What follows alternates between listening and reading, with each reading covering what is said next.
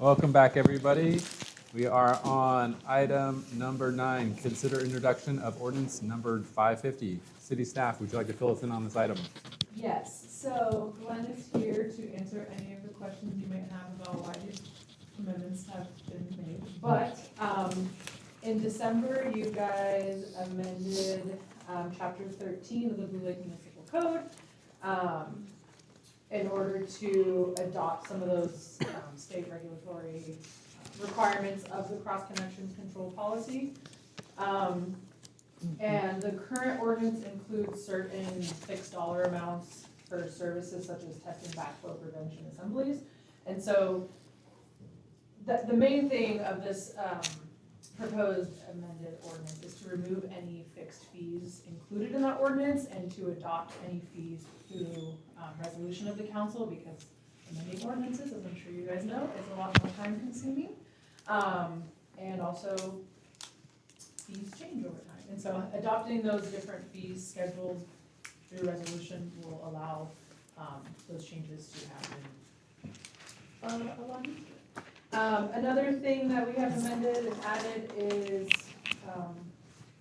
updating the user supervisor provisions, and also including in the definitions the user supervisor, which was already included in the ordinance but was never defined.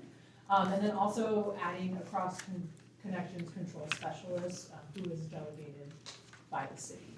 And in this case, it's Glenn, but in the future that can be anyone that the city delegates. So Glenn's here to answer any questions about maybe why he thought this was necessary, and then you guys also have the amendments in your packets. And Great, thank you. Glenn, please come forward.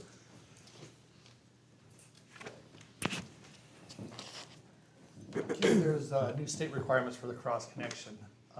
Before, you could just be a competent person and test the backflows. Now you're required to be certified. And certification, your original certification is about $1,750 to get that. And that's if you're local. If you have to go out of the area, you're adding a lot more cost. Currently, there's 2 of us that are certified to test the backflows. And then also the cross connection specialist, which we're not required to have for the city, but it's recommended. If we don't have one for the city that works for the city, you have to have somebody who can come in and be your cross connection specialist. So you'd have to hire out for that. That's also another about $1,750. And you have to be recertified every 2 years for that. And so the costs have gone up to meet the state requirements, and also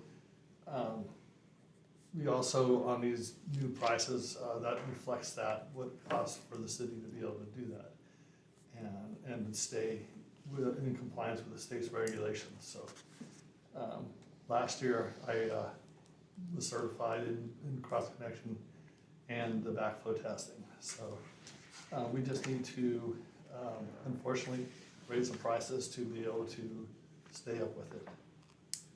So.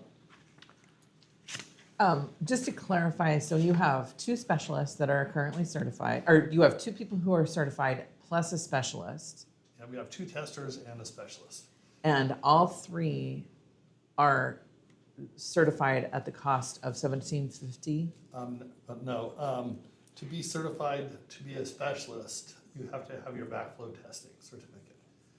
And so me and Jacob Ming are both certified to test, because there's a lot of times where I don't have time to test them all, and now you have to be certified. So just having a second person being able to test them, but to be the cross connection specialist, you have to have that prior certification to do that. So. And then the recertification fee is the same as the initial? It's a little bit less expensive. Okay.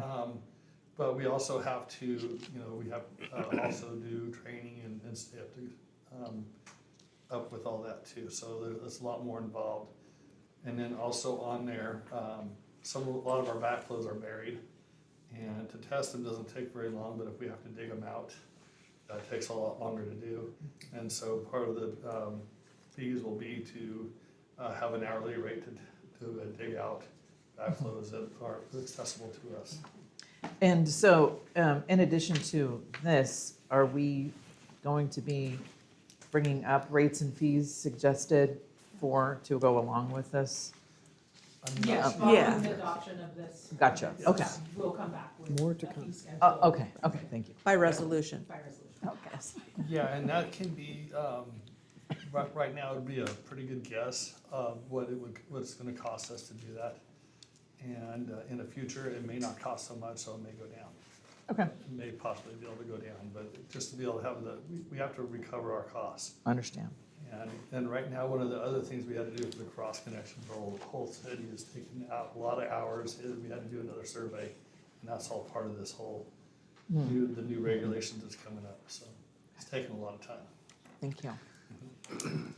and that has to be performed by a specialist. So Are you the specialist? yes, I have a state certified specialist. Yes, or not state certified. It's certified through the North Coast Backflow Prevention Association, and they are recognized by the state.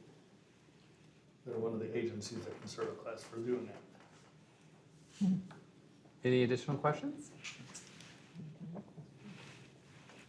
Thank you, Glenn.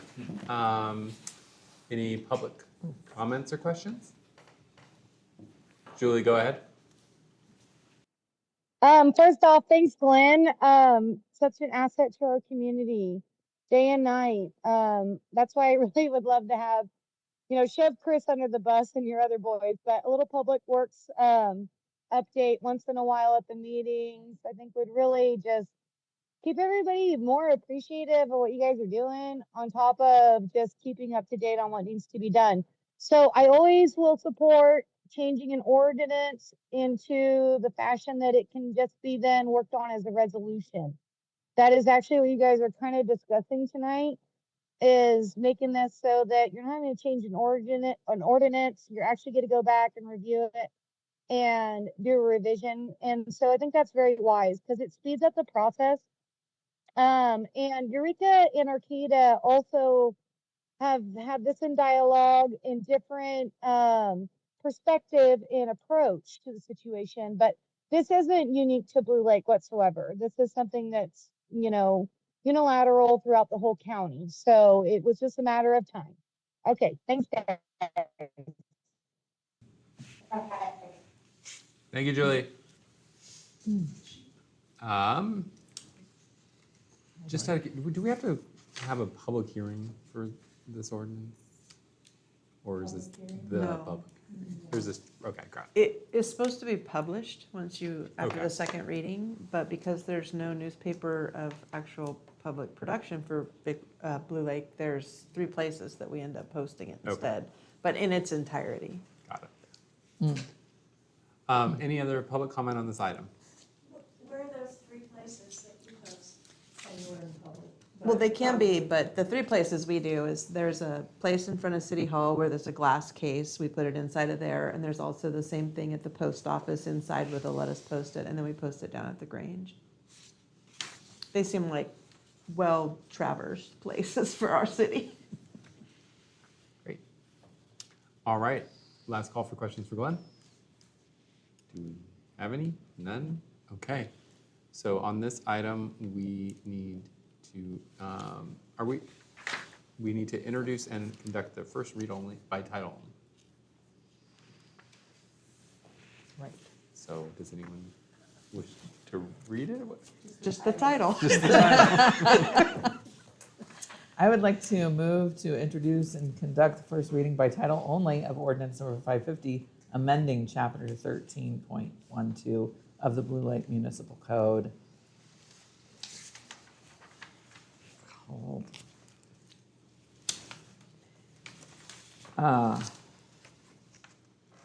regulating cross connections to remove fixed fee amounts and definitions and update user supervisor provisions. Motion made by Louis Lusso, Second? seconded by Scafani. Is this a roll call or a normal vote? I don't think the first reading is real Yeah, I clear. don't think the first reading. All those in favor say aye. Aye. All those opposed? Hearing none. Thank you, Glenn. Moving on to the next item, consider introduction of ordinance number 551, ordinance amending Blue Lake Municipal Code, Chapter 1504. City staff, would you like to fill us in on this a little more? Do you want me to do it? Okay. So this is very similar to the previous one where we are wanting to make changes to the ordinance that allows us to adopt the fees for building permits through a resolution process. And so as with the last one, we will bring it to you for a second reading, and my intention is to have a resolution with that for you to adopt updates because they have not been updated for 15 years. Is that normal?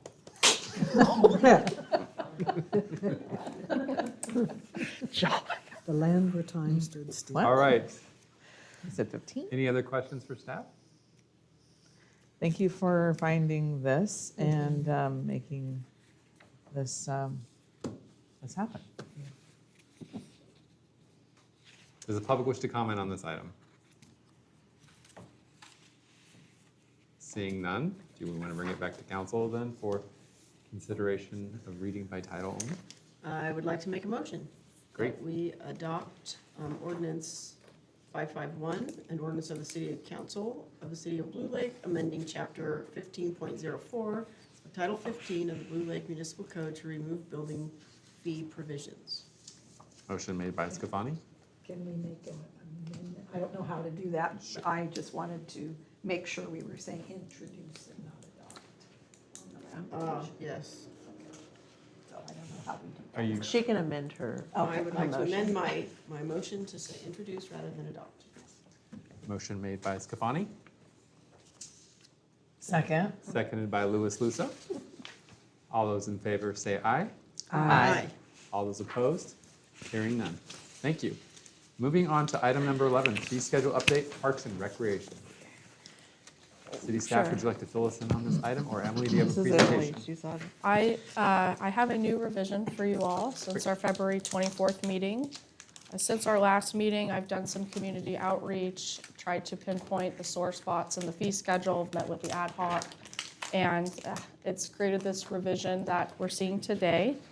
If you'd like, we could walk through kind of page by page what's especially new or has changed since the first revision, or the first version we all saw here. This first page here with drop-in, there wasn't any significant changes on those fees. The second page for the skate program, a family rate was suggested and a change to the regular admission costs to up the skate rental and keep the $5 admission flat if they have their own skates. On page 3, we've added on private skate parties, we've now added a weekday rate for parties. And many schools book with us Monday through Friday before our public skate session. So this was a way to capture a slight cost break, I'd say, for those schools and those that choose to have a weekday party. However, we do have our weekend rate below for Saturday and Sunday. And those are on that sliding scale based on how many people and how many staff would be attending to that party. We also have added a party cleanup fee for any parties that require extra staff cleanup, modeling it after other skating rinks up here, Fortuna in particular. Camps on page 4, there was no significant changes here. On page 5, we have modified that $25 discount for people to be for full-day rentals. And I've removed the pink and the blue that was on the first version and have just kind of put whatever the discount was, whether it was hourly or the full day $25. So we don't have any more pink and blue table there. And if you've noticed, there's a full facility rental package that was added at the bottom for all the options if they would like to rent that. On page 6, the significant changes here are, instead of the community impact fee we discussed in February 24th, I've now added that under the special event fees at a sliding scale for events that have amplified music. I've added the event cleanup fee for those that require, again, extra staff cleanup. There was a note of the concession stand at Orange Field needing to be included in here. We've received some inquiries about a dog park rental, so I've included that. and a full park rental rate as well on a sliding scale. And that would include Clements, the serving booth, picnic tables, stage, and the bocce courts. On page 7, we've added a full court rental rate for people that want to rent the tennis courts and the basketball courts. The camping rate under Taylor Way Rentals has now had a time period associated with it. At 2 p.m. would be the check-in, and noon the next day would be leaving when they check out. And under the horse arena rentals, there were some rate changes here, pretty significant, based on some feedback I've received. And the rental of the horse arena would include grass parking at no additional cost for the horse events, was another major piece I've received there. On page 8, under special event fees, we've tried to put some numbers to what would delineate a small, moderate, or major event, a minor, excuse me, with how many people it is, and indicating that moderate events and major events would require the parking planned and/or parking rentals.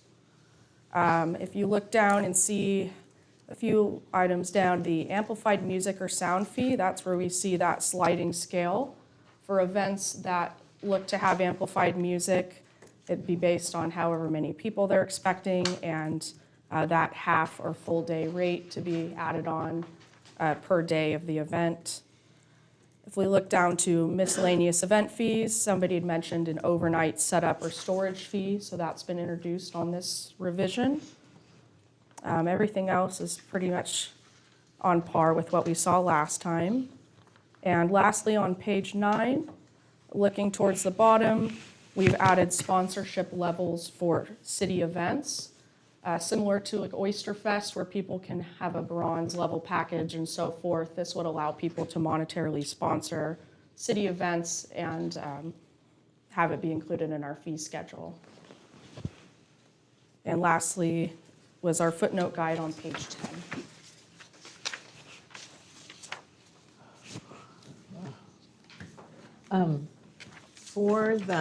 Thank you, Emily, for doing some work with this and making changes. I know that there's a lot of people who are interested in this, but I did have a question about the cleanup fee for the events requiring extra staff cleanup. Do you have a calculator on how you would determine what events would require extra staff cleanup?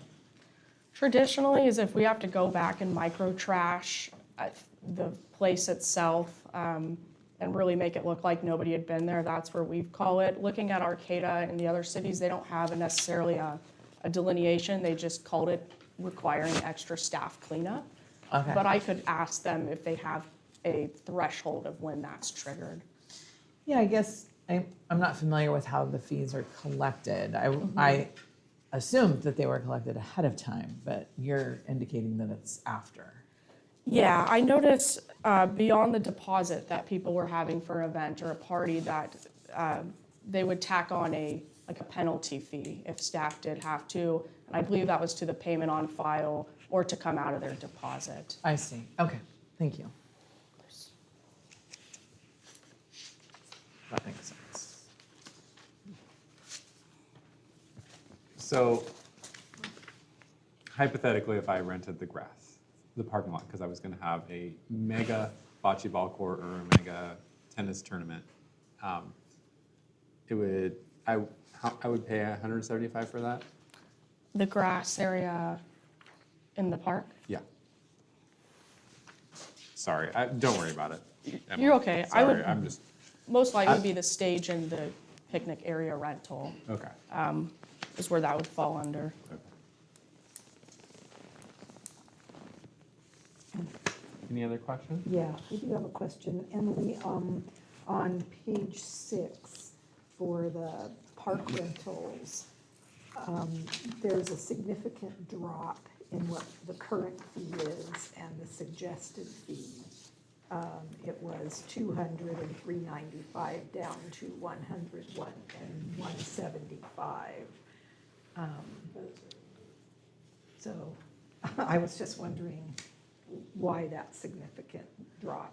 Looking at the amenities, and that was a major topic of discussion, was trying to find more comparable amenities. So doing digger deeping, that's seemed to be what was on par with what a serving booth level facility would have. However, all of these rates, we're kind of looking for feedback Okay. there. And then on the horse arena rentals, it doesn't, we didn't have it broke out before, so the fee was just to have the whole thing before, is that correct? It was broken out, but there was some things that had been removed from the prior one, or hadn't been clear, such as renting the arena for a horse event. Did I have to pay for the grass area too?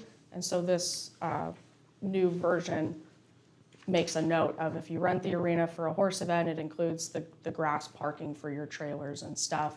However, if you're looking to rent the arena and the grass itself to have a larger event footprint that's not horse related, that's where that would be captured under that second item, arena and grass.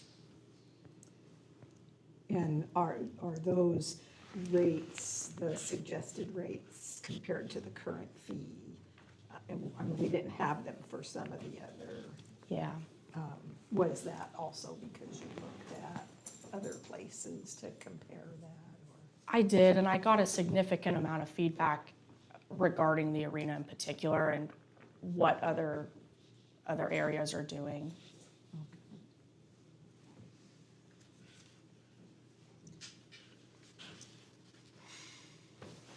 While we're on that subject, I just want to be clear that, and it makes sense, if you're doing a horse arena event, there's going to be horses, which is trucks and trailers. So of course the grass area comes with it. But you could still be doing a horse event and have vendors in the grass area, then that seems like that's when you would be renting that grass part. So if you're using that for anything other than parking for your horse activity in the arena, then it seems like that would be a separate rental for that grass area. If it wasn't a horse-related vendor, I would assume yes, or horse-related activities, but I think that's still kind of open up to interpretation too from the council, how we'd like that to be delineated. I guess what I'm saying is, if it is a horse-related activity in the arena, and the activities are confined in the arena, of course, they're gonna have that parking in the grassy area for those trailers, and that seems to make sense to go in there. But if that activity, horse activity we'll call it, and there were also then like vendors or other activities set up in the grassy area, then it's no longer really being used for the trailers. So then I think that puts it doesn't matter what the event is going on in the arena. That if you're doing something other than just parking for that arena activity, then you're kind of getting a secondary use out of it. I think maybe, Kat, we can clarify that by just adding after no additional cost for truck and trailer parking. And just have it be really clear that that's all the grass areas to be used for. Yeah. For free. Yeah.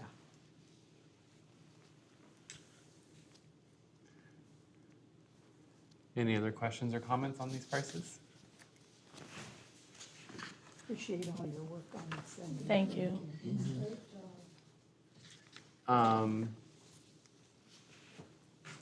Do you mind if we open it up for public comment?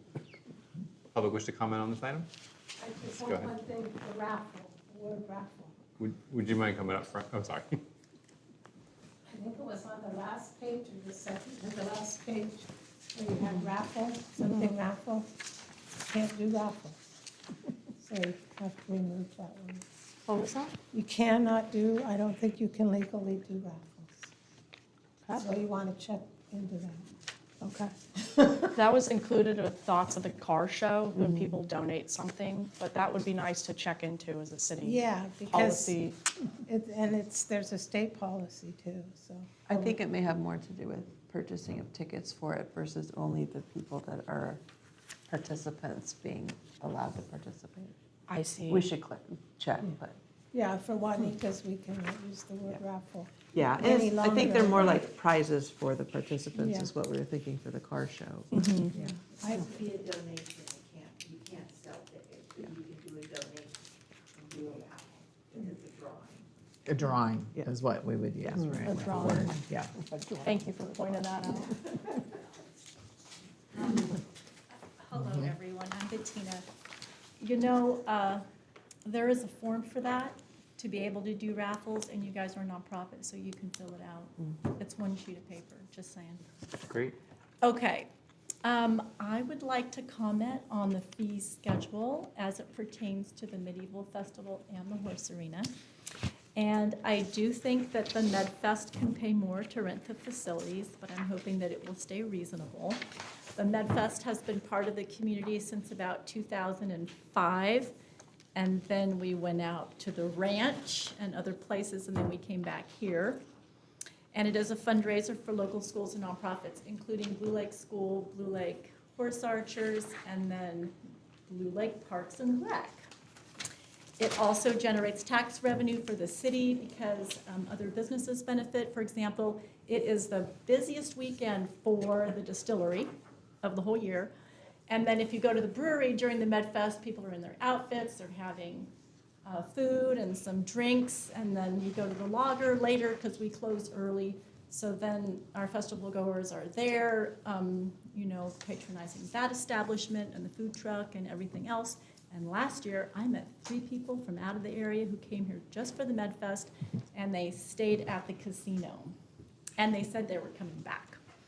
Okay, so hopefully we can work together to bring this fun-filled family fundraising activity to life that continues to generate much-needed funds for the schools. And I can tell you that a lot of the schools use their fundraised money for field trips, supplies and materials, teacher training.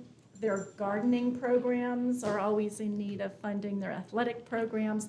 They bring cultural presentations, they buy art supplies, and they, fund their music program a lot with the fundraised money.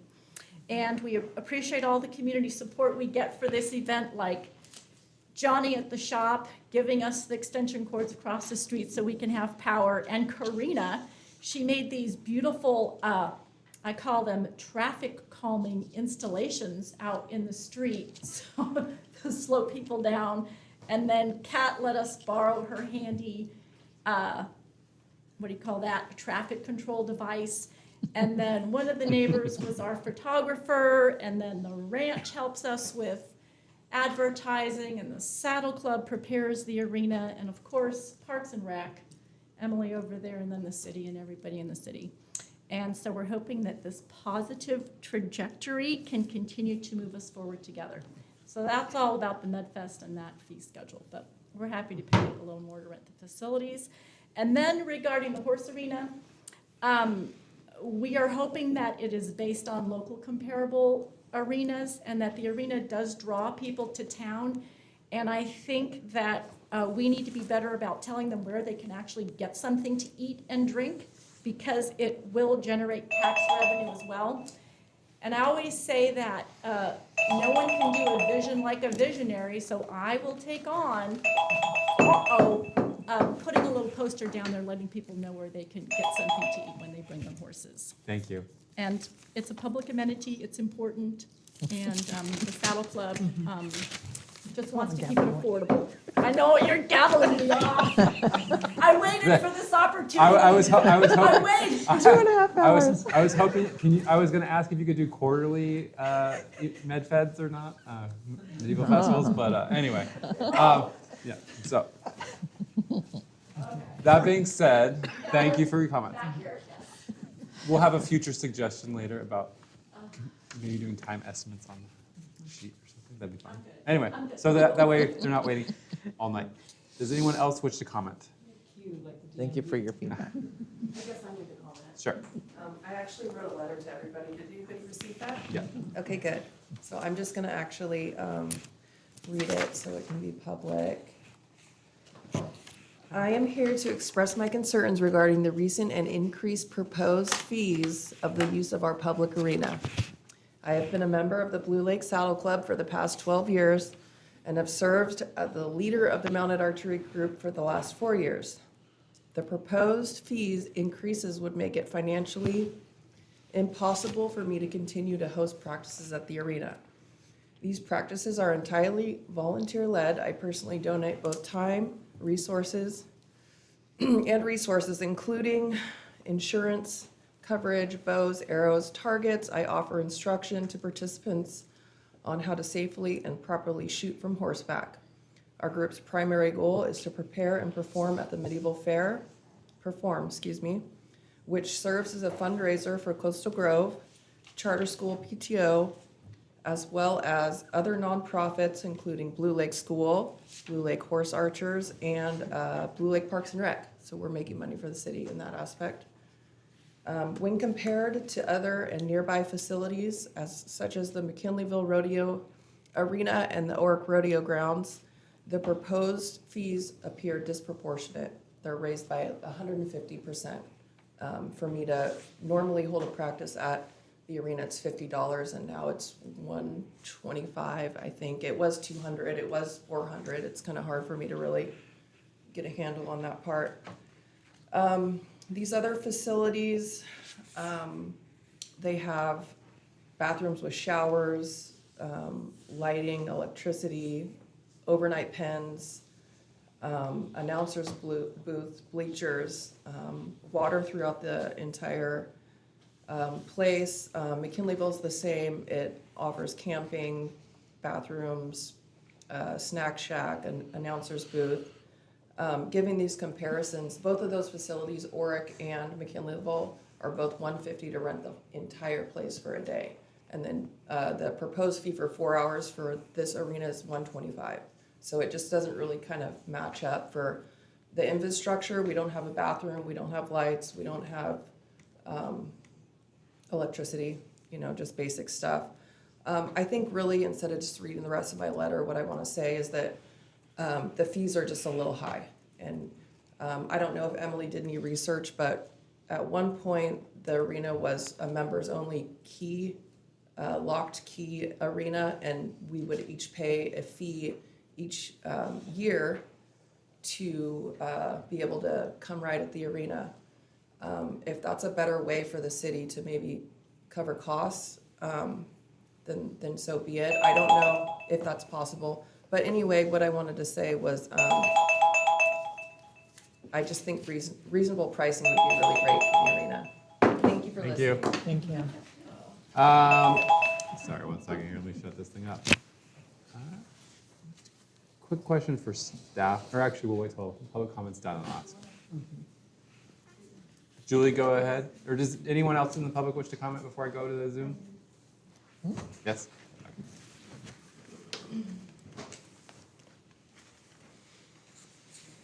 So you all have my comments in your packet that I sent a memo, which pretty much outlines where we stand with the Saddle Club. And we're not opposed, and I've discussed this with Emily, we're not opposed to the increase in fees. We understand where everybody's coming from.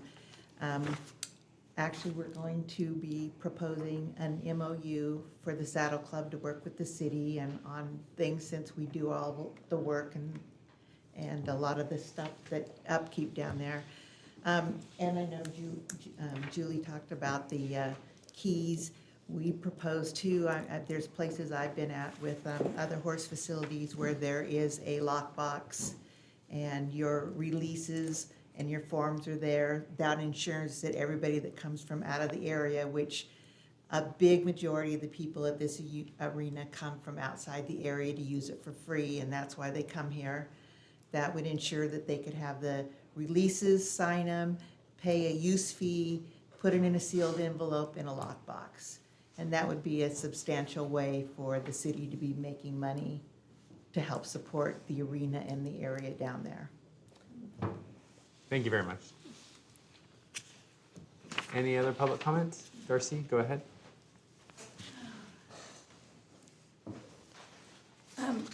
Julie Christie reminded us that that property, that the arena and the arena parking is including, was donated by Bill Rada's family. Not sure how many years ago, probably before many of your time here in Blue Lake. And so that's its intended reason was donated for equestrian use. I'm not opposed to the idea of the key and the lock. That's, Parsac was opposed to it, but there's some confusion about restrooms being a separate charge for, this is off the horse arena subject, but in the park and rec fee updates, there's a couple things that are confusing, and it seems like if you're gonna rent a park, you ought to have a bathroom available. As well as at the horse arena, we equestrians originally got the B&B down there, and so all that park facility uses it, the dog walkers, the basketballers, the pickleballers, just the walkers, and we're gonna be having about 4 or 5 events coming up starting May 10th, Mother's Day, and there really needs to be a B&B out there. The B&B became a problem for a couple of people, one person, during the flooding, which was unusual. It got tied up, it got raised and tied up, so it was not gonna flood again.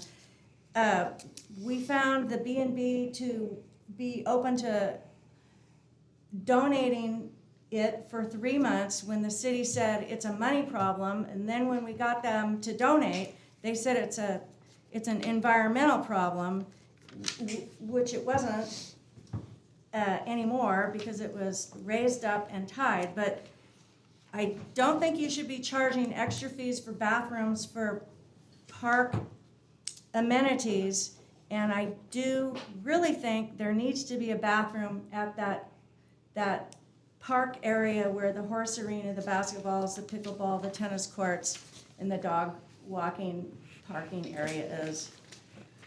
Just my opinion. Thank you. Last call for public comment before I go to Julie. Julie, go ahead. Thank you, John. I would like to see the council keep this fee schedule as a fluid document. And that way we are able, just like we just changed ordinance to a way that we can do a resolution, we can always adjust it as needed, but at least get something in stone that we can start moving forward. So my suggestion also, when we have situations like similar to Bettina's with Coastal Grove, my family helped host that event for them for several years.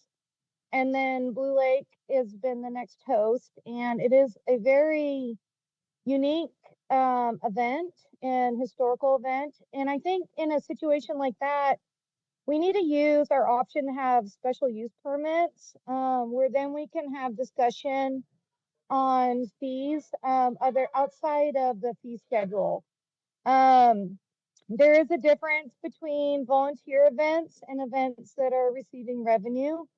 When we look at our Parks and Rec, thank you, Darcy, for always being a matriarch to our horse arena and bringing up the fact that for many years, a lot of people in the public looked at that space thinking, oh, we could do something else with it. Well, unfortunately, that's not the way it was set up for the city to receive that property. In the past, we had a neighbor that got on city council with the sole intent to get it locked up and with a key. And yes, Parsac said, no, that's not okay. You can't be locking up and making a personal use of a public facility, Parks and Rec facility. It's a different situation for us up at McKinleyville Arena with the county. I've helped facilitate and run both facilities for nearly 30 years. So I have a lot of experience with that. One thing I think that really should be focused on though, when we're looking at our personal arena, is just having signage at the bike park as well, in all parks. Signage is the one thing, like we just had our last presenter say, that really is going to keep us out of trouble. I mean, we can think about making money on these facilities, but one other conversation is how to prevent liability. Like if people are giving lessons down there, they need to have the city as additional insured.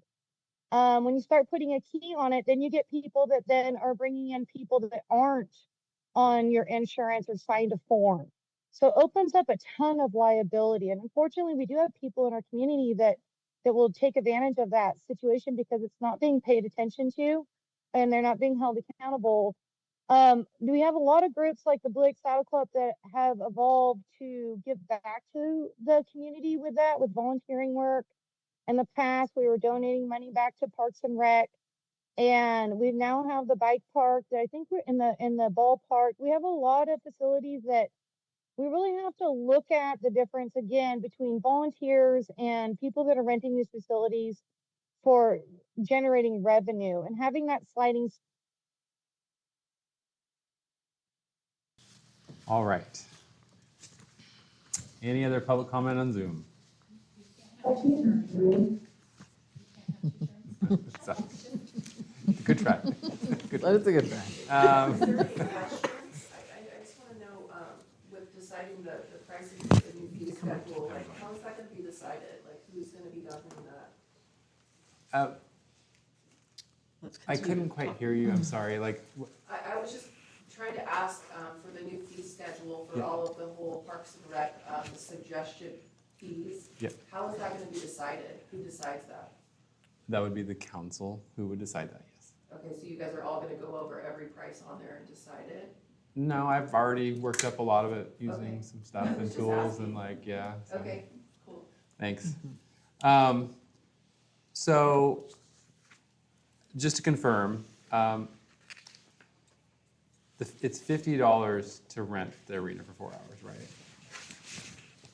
Let me get to that page, just a moment here. Saying That's now the- or proposed? That's the old rate. Yeah, yeah. Great. Correct. It's not 4 hours, it's just all day. Okay. And how long's a typical riding session last? Like when we hold a show for the Blue Lake South Club, Mm-hmm. typically we kind of try to set up the night before and people show up, the signups are like at 9 and then the show can start at 10. Point of order, please. We just need to get Point it of on. order, can we please have our speakers come to the podium? I will so do the that. mic can Yes, capture? Thank you, yeah, sir. I'm kind of asking staff the questions, but also needing a little bit of Okay. input. So, thank you. So, for the record, they usually set up overnight. The old price was $50 and the new price is $100. Emily, to clarify, if they pay the $100, they're the only exclusive user of the horse arena at that time. Is that correct? That would be for renting it privately. Okay, so if someone was to go and have a lesson in there, would it still be the $100? Yes, but they would also need to provide additional insurance. And I think that's where the gap is happening because we're not aware of people hosting these lessons until they've already happened. Okay. That's not really how it works. Can I comment? Okay. Not just, Just because I do. just one time though, like just, Okay, sorry. yeah. I just, we thanks. have to be clear because you guys don't really understand how it actually has been working. Sure. But typically speaking, if you're gonna rent the entire arena, then you pay to rent it. And then if you want to hold lessons there, you have to turn your insurance in to the city. Mm-hmm. But in the past, you guys aren't making money off of people doing lessons there. That's just how it's always been. Right. So But you we're- guys are covered liability-wise. So just to clear that up, when you go, if you do lessons down there in the past, that people have given insurance through the city. And so like with the Mounted Archery, I have my insurance turned in, I come rent the space and make dates on the calendar. It's totally different because I'm renting the entire arena. Got it. Lessons, events, totally separate. Great. Okay, thank you. Additionally, could we look at combining the bathrooms with the facilities? So we're assuming that if someone's going to be renting the facilities, we combine the cost of the bathroom rental in there? The bathrooms are not at that facility. They're over at Prash Hall, and they have to open the actual building to do Okay. that as opposed to just the outdoor area. I'd just like to speak to the B&B thing Sure. as well. My understanding is those were removed for the winter, not just there, but also at the town square. And as the summer is coming, the intent is to put them back. Right. I mean, certainly by May 10th. I mean, we've been talking about the first part of April. Great. I'm just trying to, Yeah, there's so and many they're different always flying pieces. right open to whoever's there. They don't have to rent the B&B facilities at all. If somebody rented the park, would we recommend they also rent the bathrooms? I mean, they though? don't have to. Okay. So what bathrooms are available if you're not paying to rent a bathroom? Like if you have the serving booth in the picnic area, is there a bathroom available in a building that was not locked? The public restroom, if we don't have rentals though, we have been locking it because we've had a severe degree of vandalism and people using our supplies down the toilet and clogging main water lines, and our budget deficit just can't allow for that.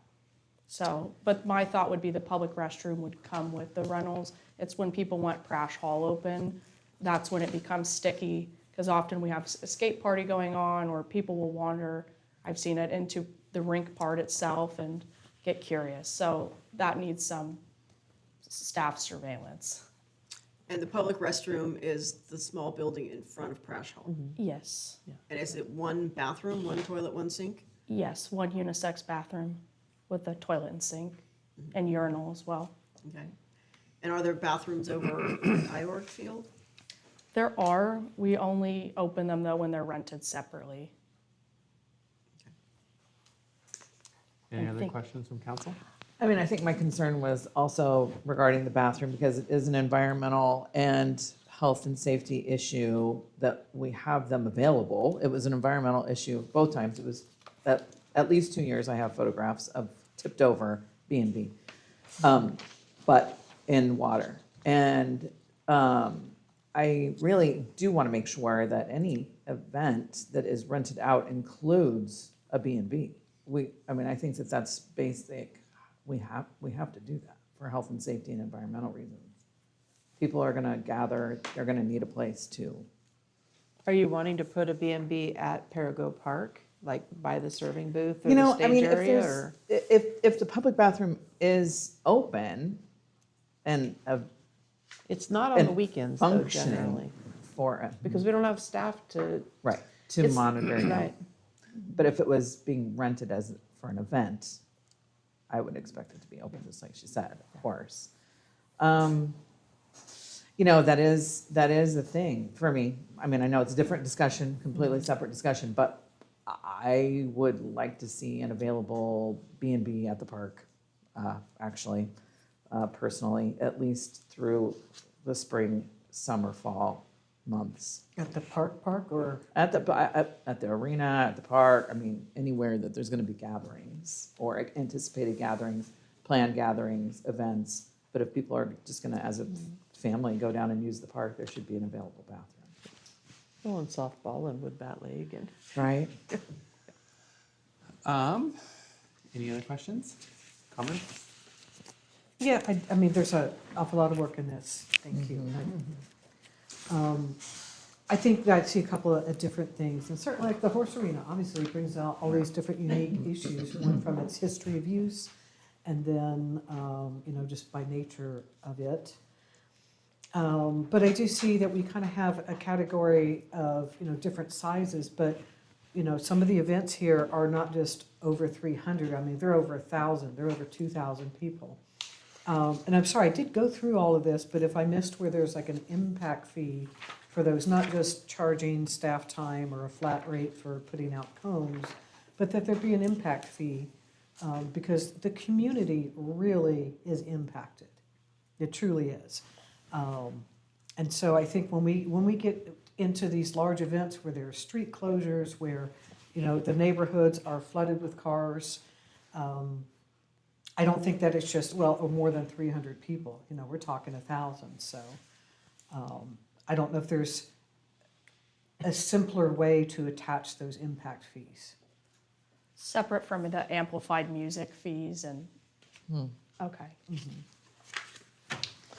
And Kat, are you talking about only in conjunction with a special event permit? That you would want to collect those? Yeah, I mean, the special events are usually something that is getting into that category of over 300 or over 500. Yeah, or 2,000. Can- Oh, yeah, exactly, yeah. Can you explain what is going to require a special, a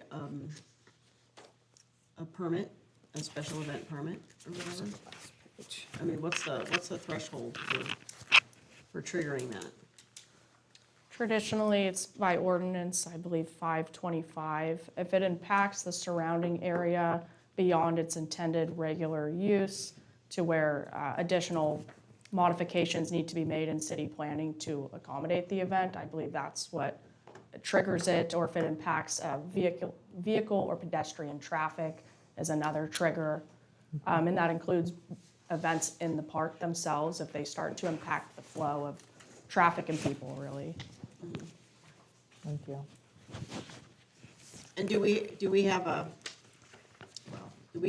an attendance number that we attach to that impact? We don't in the resolution, which would be great to identify, because we'll also need to look at updating our special event resolution as well, Okay. in conjunction with our fee schedule adoption. So, I think that there's a lot of concern about the fees, and I understand that. But there's also a lot of concern on the part of the council and the city staff about funding and the different ways that we need to generate funds to continue to offer the facilities that we have. And so looking at this fee schedule is a way that we're attempting to bring things in line with costs and being able, and finding a way to continue to offer what we currently have. So there's a tremendous amount of information in this proposal, and I feel that there's some things missing and some explanations that I haven't found for some of the numbers and some of the delineations here. So I'd like to recommend that we work on this a bit more, that perhaps we could create an ad hoc to work with Emily and Jenny on looking at this. I'm trying to determine what some of our costs are so that we can appropriately match the rates to cover our costs. Did we already have an ad hoc that was gonna work on this? On the Parks and Rec Commission, we did, but not on the council level. to my Oh, I knowledge. see, okay. Who was your ad hoc? Brian Corse and James Brown. Okay. I'm in favor of forming an ad hoc and moving this forward at a later date with some finalized numbers, unless, is there urgency to getting this done like tomorrow? Well, the Well- recommended action is actually to just continue the development of the fee schedule and to possibly bring it back in a draft form in the April meeting. Okay. Me and Kat are both the liaisons for Parks and Rec. That would be an option, form an ad hoc around that. I'm also, if anyone wants to volunteer. I'm interested in working on it. I was the liaison to Parks and Rec for 2 years. I am tapped out right now. Tapped out, okay. Yeah. And so, anyway, I'd be interested in working on that. Okay, does anyone else want to work on the ad hoc? Okay, if anyone's not opposed, I'm gonna go ahead and form an ad hoc with me and Elise to take a look at these fees and work with Emily. Can we entertain a motion to do so? I would move that Elise Scafani and Mayor John Sawatsky form an ad hoc to assist the Director of Parks and Recreation to develop a fee schedule and bring it back at the next meeting in April? Approximately, Okay. yes. That's We have my a motion. second? Second made by Bayless. All those in favor of forming an ad hoc, say aye. Aye. Aye. Do we need any further discussion on this item before we move on? Yeah, it sounds like I guess what you were speaking to, Elise, was cost recovery. I think I guess I want to speak to the archer out there, and I think some of the other horse folks that, when it's small scale, it's not a moneymaker, it's just kind of, this is what it costs to have them in and to come out. I think we want to be able to work to support that. But we also have, and I think that a lot has been done to be able to collect information, right, to baseline it, and then you guys are reaching out and saying, well, you don't have lights, you don't have electricity, you don't have toilets. So it's, I think it's a great place to start, and it's more than a start. You've collected all this information and said, well, what's kind of going on out there? But I think this next phase really needs to be, what does it cost us in as much as possible? And so it's, it's true, we might not be able to offer the amenities, but there might be some items, and I'm not saying it would be the horse arena specifically, but there might be some items that just truthfully, it's costing us much more to provide that service. So we have to find another way to do that. So I guess my point and what I'm asking of the ad hoc is that as you go forward, I hope that there would be some effort towards cost recovery on some of the larger programs. Great. And I would just like to say, and maybe that balance where if something's gone up 100%, we take a look at that. How can we mitigate that? Because that might be a hard, and then there's actually been a decrease on, so maybe we could take a look at that. Great. And thank you, Emily. You're doing a great job so far. Thank you all for rolling with Hard it. work, yeah. Yeah. Thank you. I'm going to slip out because I have a dentist appointment tomorrow. Oh, okay. Very early, thank you. Brush your teeth. Moving on to item number 12, Good luck, you guys. Memorandum of Understanding for Humboldt County Parks and Public Works Regional Edible Food Recovery Program. Oh, yeah. City Manager Short, would you like to fill us in on this item? Did you even know there was such a thing, I right? did. So one of the things that's been set for 2025 in California is that we have a 20% goal to redirect edible food to people that are in need. And so what the county overall has done is they've created this big group of cities and the county, and they're going to do this as a whole. And so that's why we have an MOU, is to take responsibility for our portion. They are set up with a consultant. The professional services agreement is in the amount of $64,713 and some change. It's all prorated out based on population, so the city only has to pay $566.07. My recommendation is that we, participate. That will get us a plan that covers our responsibility in it. And then the next step will be the actual implementation of such a plan as to how we would collect food and actually get it to somebody who could use it. But this is the first step, is to evaluate what is available and what would 20% look like for our community. Great, thank you. And just so that you know, what got put in here was the old version of the MOU, because I pointed out that the names are wrong and also the date was wrong. So term 4 is now says March 3rd of 2026. And it has for the your one I'm name. gonna- It has my name for the one else signed, Perfect. but yeah. It's all about Jenny. That's right. Council have questions for staff on this item? Any concerns? Great. Public comment on this item? Julie, you have questions? She's still there. She is there. Bring it back to council for further consideration and deliberation. Can I ask Yeah. a little bit of a dumb question? Didn't have a chance to read all of this, but where is this food coming from? I assume they'll be evaluating places like the brewery and places that have some sort of major amounts of food that's edible. I mean, I can't imagine they're going to be like collecting them from private households. Right, okay. Yeah. So what, Seems odd, but Well, in I our can just tell situation, you. but I imagine in other places there's. Yeah, I mean, there's places like, I know the Eureka Rescue Mission goes around to most of the grocery stores and many of the restaurants, and they collect certain things every day to be able to feed the people that come there. And I'm envisioning it being something like that, where the goal is to identify other places so we can divert food that's still usable. Farms, I mean, I don't know. And the consultation, the consultant is to evaluate the feasibility, do a feasibility study, and kind of work out some of the details on those questions. Yeah, and I think there'll be a whole process where we do like a data, gleaning of data for each community on what is there and what isn't there, and what are the targets for these sorts of things. I didn't know there was such a program either until they sent it to me. So it's going to be one of those things I learn about as I go.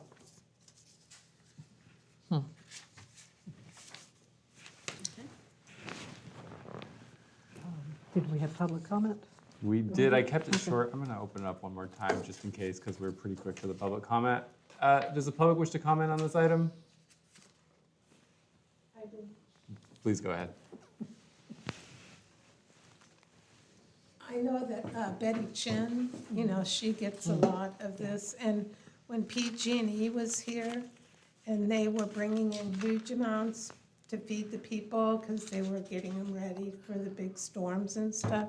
And there were breakfast burritos coming out their ears. And my nephew, who works for them, collected all those up from all the different places and took them to Betty Chin's.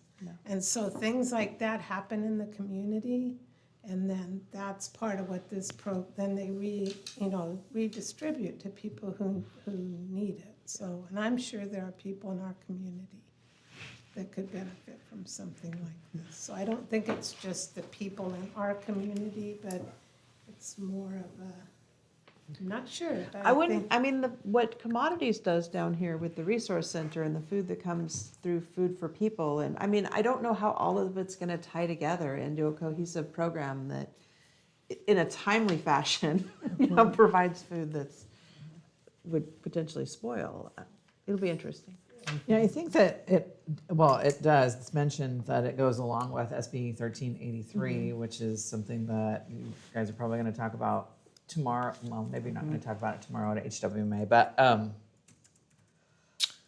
it's part of the efforts to reduce some of that food waste and the methane emissions, and have, in addition to feeding people in need. So, cool. Do we need a motion to authorize the city manager? Do. I would love to make a motion to authorize the city manager to execute the MOU with Humboldt County Public Works Department for the Regional Edible Food Recovery Program. Motion made by Councilmember Napier, Second. seconded by Carrie Bayless. All those in favor say aye. Aye. All those opposed? Thank you very much. Moving on to item number 13. And So item number 13 is going to take quite a bit of time. I'd like to actually go through the plan with you guys some and talk about what's in there and some of the priorities that staff has kind of identified and directions we want to go on hazard mitigation. So I think if we want to have a fruitful discussion and still get through the rest of our items, we might want to table this until the next meeting. It's not in a big rush to get it adopted. great. I would like to move that we table item number 13, hazard mitigation plan approval, resolution 1257, until a later date, possibly April. Second? Motion made by Louis Lusso, seconded by Scafani. All those in favor of tabling the item, say aye. Aye. Anyone opposed? Hearing none, we've tabled that item.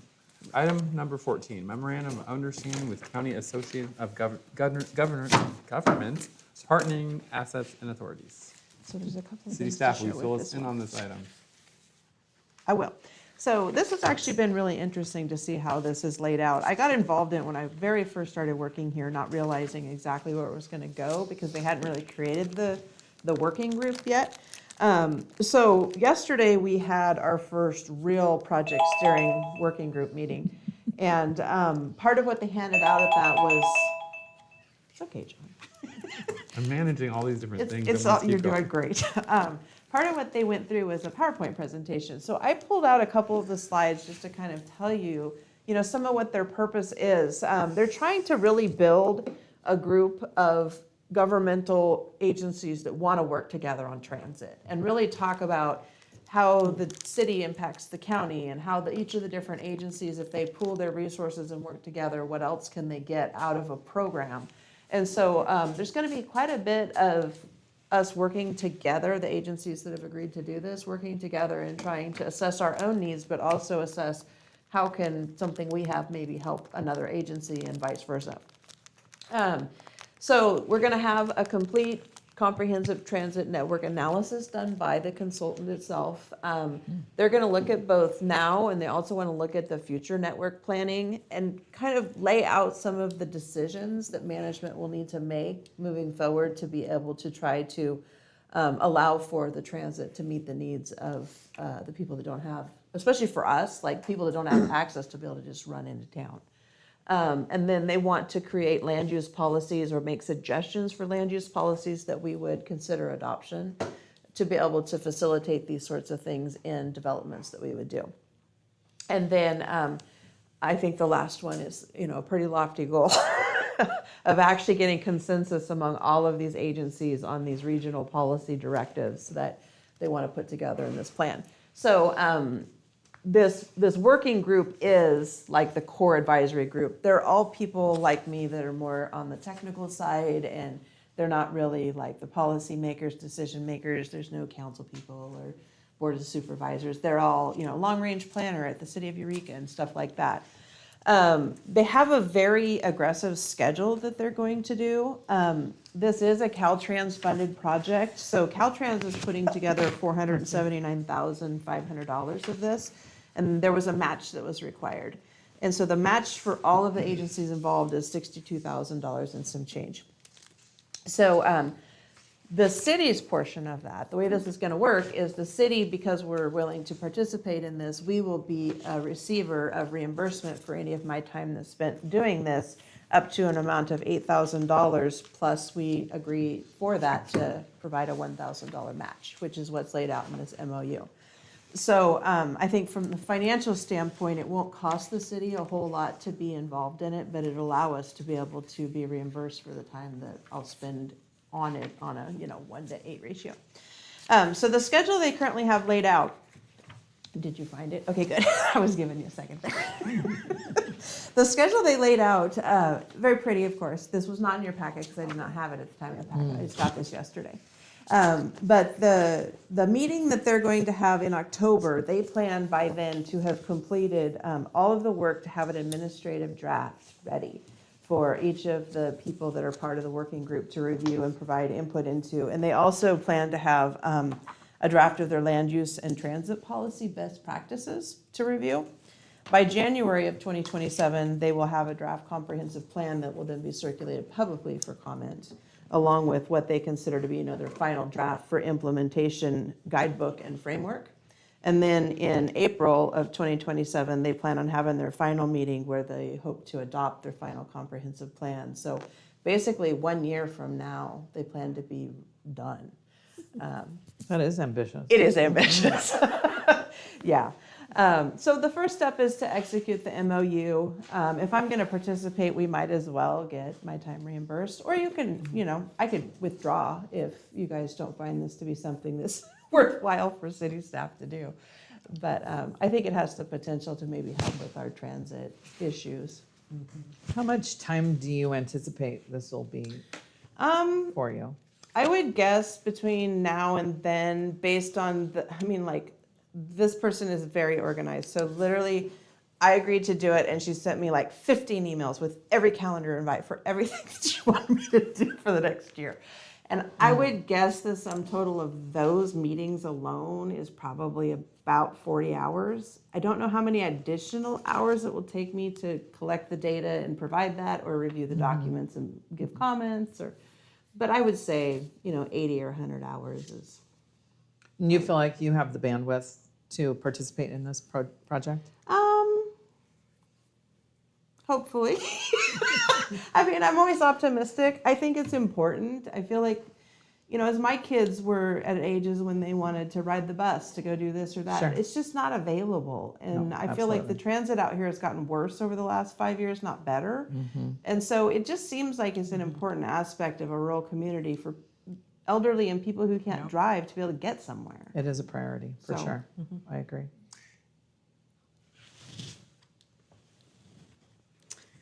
I think it's a worthy endeavor. But yeah, I worry a little bit because that's a lot of hours. Yeah. They're spread out over a year. Yeah. What's the hour That's count like again? 2 hours a week. That's not so bad. Just have to look at it right. You said 100 hours Yeah, in a year. For the year. Yeah, for the year. yeah. A full-time year is 2,080 hours. So that's Oh, goodness. a chunk. That's a chunk of your, yeah. It is. Anyway. How does it benefit us again? I'm sorry. I think that what the benefit's going to be is we are going to be able to have some say into how the regional transit plan goes, and eventually that's used for how the funding and stuff gets separated out into these communities based on their needs. Okay. That's what I'm understanding from, we did a kickoff and then we had a meeting yesterday. And I feel like if we don't participate in these things, then none of our needs get identified and we never get funding out of HCOG based on them. True. And we're hurting. Are you part of the TAC or No, this is it's called the PACT. It's this special, they have some long thing, Partnering Assets and Authorities for Comprehensive Transit. Okay. That's what it stands for. And it's just this special group that they've created to try to really focus on this particular grant that they've gotten from Caltrans to do this effort. Are they only doing it with HCOG members, or it's, you said the whole county, right? I think anybody in the county could participate, but they're not all participating. The places that are, there's 11 agencies. So there's HCOG, Humboldt Transit Authority, Cherry Heights, the Trinidad Rancheria, City of Arcata, City of Blue Lake, City of Eureka, Fortuna, Trinidad, County of Humboldt, the Karuk Tribe, and the Yurok Tribe. Those are the 11 that have agreed to participate. Manchuria. Huh.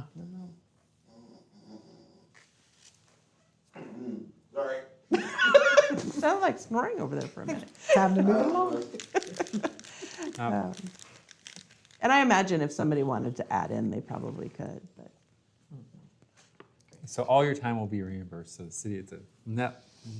Yeah, I zero mean, loss. It's more about like building relationships. Well, that's a lot of their goal is intergovernmental relationships that are transit related. Yeah, it's foreseeable that just a Costco run could cost you $20 to $25 round trip, and that's just not going to be doable for folks. We'll all be riding the bus to Costco. That's right, because it's City $2 bus, in there there. you go, making money. Special shuttle to Costco. Well, if you can get us a shuttle to Costco once a week or Okay, once it's a all day. worth it. All right. Any other questions for staff before I open up to the public? Or No. public, would you like to comment on this item? Julie, go ahead. Hey guys, yes, I'd like to thank you guys for continuing to keep our relationship with HCOG current and active. Many municipalities do join without a lot of dialogue, so thank you, council and staff, for having that dialogue. It's really important for our funding and for our voice. There's many items on the table at HCOG that are not necessarily particularly transit. They choose to use transit as their conversation, but that's really not all that's there. We got roads, they're bringing in the climate action plan, there's the trails. And I did notice one thing within their verbiage, that the trails aren't really mentioned, but they'll expect your support with that or your opinion otherwise. But we do need a voice. And so I fully support us continuing to be with that entity. Thank you, Dawn, for being our liaison for our council and to HCOG. I would love personally, just like I'm probably the only one commenting on this here, that at HCOG meetings, I don't feel alone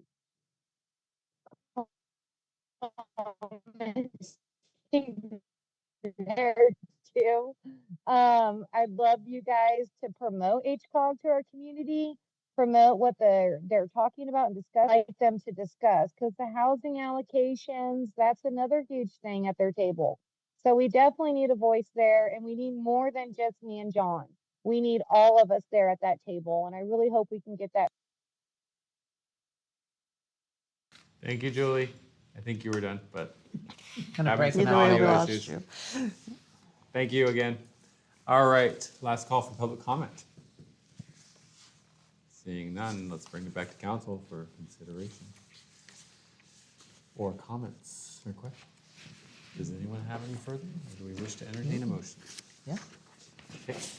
I just put all my paperwork away. Oh, Terry, I'd like to make a motion to authorize the city manager to execute the MOU with Humboldt County Association of Governments for partnering assets and authorities for comprehensive transit project. Motion made by Councilmember Bayless, Second. seconded by Councilmember Napier. All those in favor say aye. Aye. All those opposed? Hearing none. Thank you. Moving on to item number 15, designation of subordinate officer of alcoholic beverage control license. City staff, would you fill us in on this item? I will, as best I can. So this came across my desk in the last few weeks, and basically, if you don't designate somebody, then every single thing has to come back to you, which I don't really think is what you want. The designation, basically, the subordinate officer, what they're allowed to do is to make that determination about public convenience or necessity.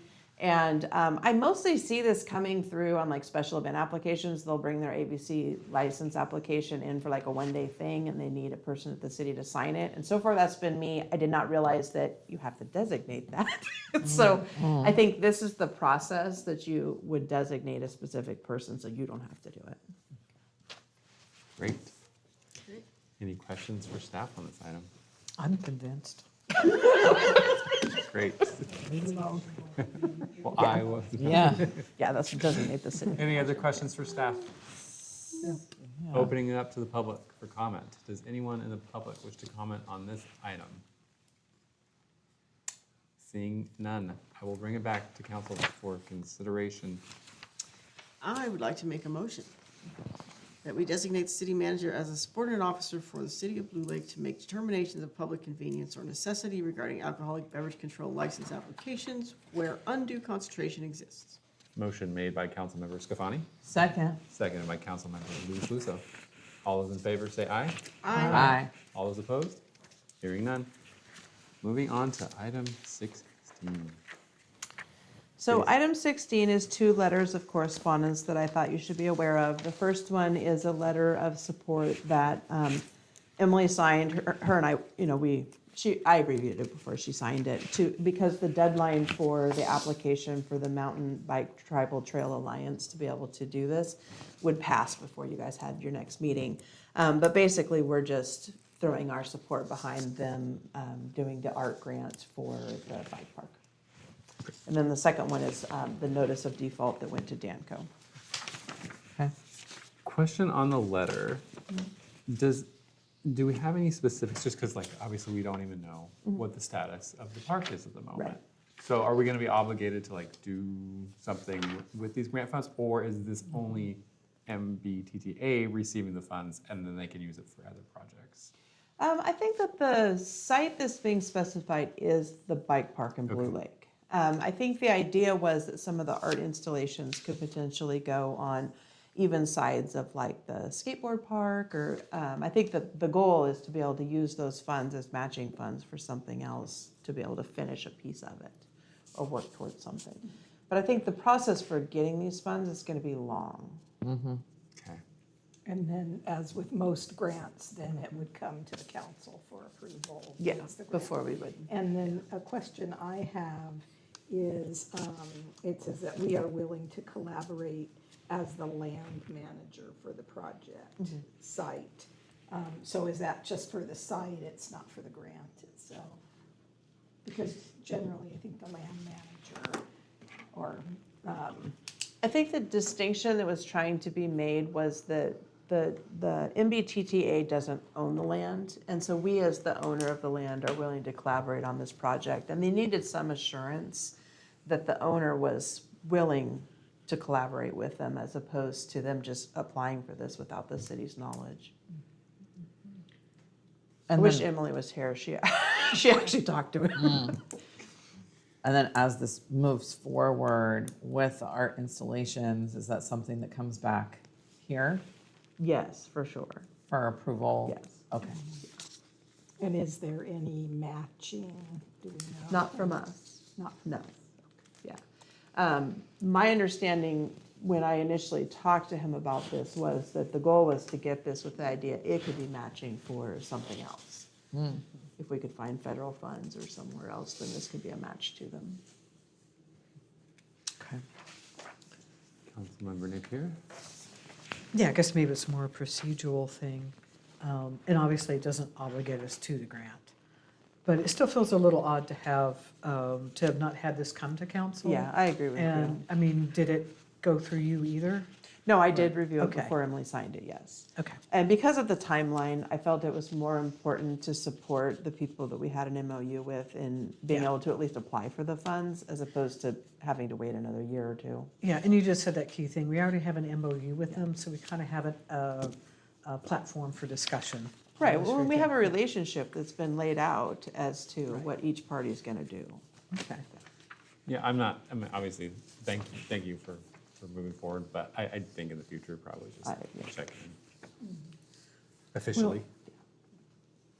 I mean, on this deadline, I could see where if you hadn't done it at that time, then they would have missed that opportunity. And so Well, I'll be knowing that- honest, like, I sent this to him probably 3 months ago or more.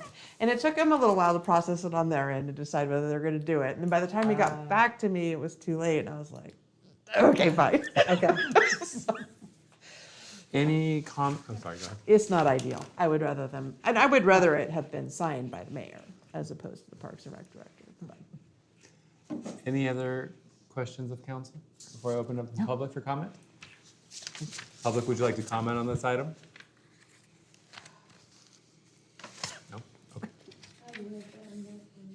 Oh, really? You sure? Last call. Come on. We'll bring you the mic. We'll bring the mic. You can take the mic back with you. yeah. It just seems like another one of those, put the cart before the horse with the bike park thing. I mean, we have so far to go, and I had a really hard time really understanding what their motive was for this grant. So, is it like making signs that give them credit? I don't believe so.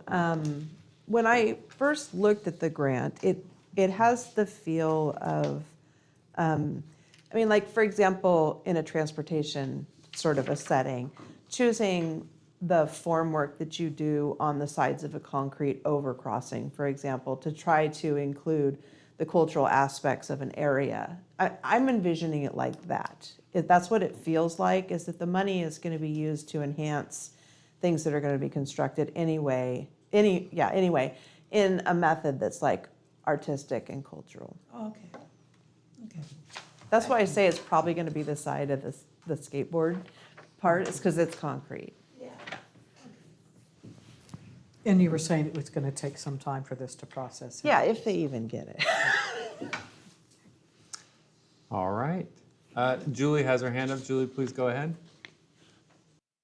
Thank you, Rebecca, for hanging out. I do agree with her sentiments, and it is going to take a second to process a grant, but I think it's always wise to apply because you never know. It's just how the grant is spent once it's received. That's where I'd like to see the council just be involved with the allocations of it, and let's see what we can do. That's my opinion and thoughts. Thank you. Great. Thank you, Julie. All right. Moving on to item 17, reports of council and staff. Ad hoc committee reports. Does anyone have anything to report from ad hocs? Nothing. Oh, yes? We do. Okay, great. I'll just do a quick, we had greater ambitions, but the road to heck. Terry and I are on the ad hoc for fiscal policy, and we do have a fiscal management policy handbook that I think 2018 is the most current, and prior to that, I think it was 2002 or something pretty far out of touch. So Terry and I met, we did kind of an initial review. Wow, we were really fortunate to have Terry on this. She is so organized, an amazing amount of research already compiled. We have some samples from other cities on fiscal policy. She had information on grants. I'm glad that the commenter, Julie Christie, had brought that up, because that's an example of what we see that we could develop within our fiscal policy is what does it look like for the city to apply for a grant, or what is the reporting? What would we expect to see as council? What would be the overall guiding policy when we get these grants, so that we know and the public knows that what we said we do, we have done, and if something changed, there's also some kind of path for that. And I think the other thing that we kind of are kicking around right now is, rather than trying to revise this item, and that item, and another item, I think we're going to look for something that's more comprehensive and try, find some current examples of really healthy, strong fiscal management policies. And so it'll be myself, Terry Bayless, our city manager, Jenny Short, obviously, and Carrie, how do you pronounce her last name? Croker. Our finance manager, Yeah. director. So, yeah, we're really excited to have their expertise. And so we were just, also, the next step was kind of looking at what are all the things that maybe should make up a good financial policy, because it is a little sparse on the one we have, and the updates were really minor, so it's not the same way it was back in 2000. One other, go ahead, I've already. I just had a question about the process, just for any and all. If we are going to make revisions to an established policy, are we held to red line, or is bringing forward a newly adopted entire new package because it's too cumbersome to red line? Does that make sense? Yeah. You know, when I'm redoing policies, it's like, oh my gosh, this is just so much. Yeah. That It's all red. there's a whole new package that is just so much more comprehensive, detailed. The format is good. I just had a question about that because we're going to be working on a similar project. So I was curious about the rules about that. No, I think you can basically, Throw one out. yeah, I was gonna say discard, Retire, you know, exactly. We'll retire The old one. one and then Okay, adopt the great, new one in its okay. place in its Thank you. entirety. Cool. And just as another example, I think one of the stated goals, I think what Terry and I had hoped to provide and share with Jenny and Carrie was, you know, as we looked at all the components that could go into fiscal policy, what would be our priority items? And, you know, the grant was one, also capital improvement planning, reserves, like general fund reserves, policies on whether, on our enterprise funds.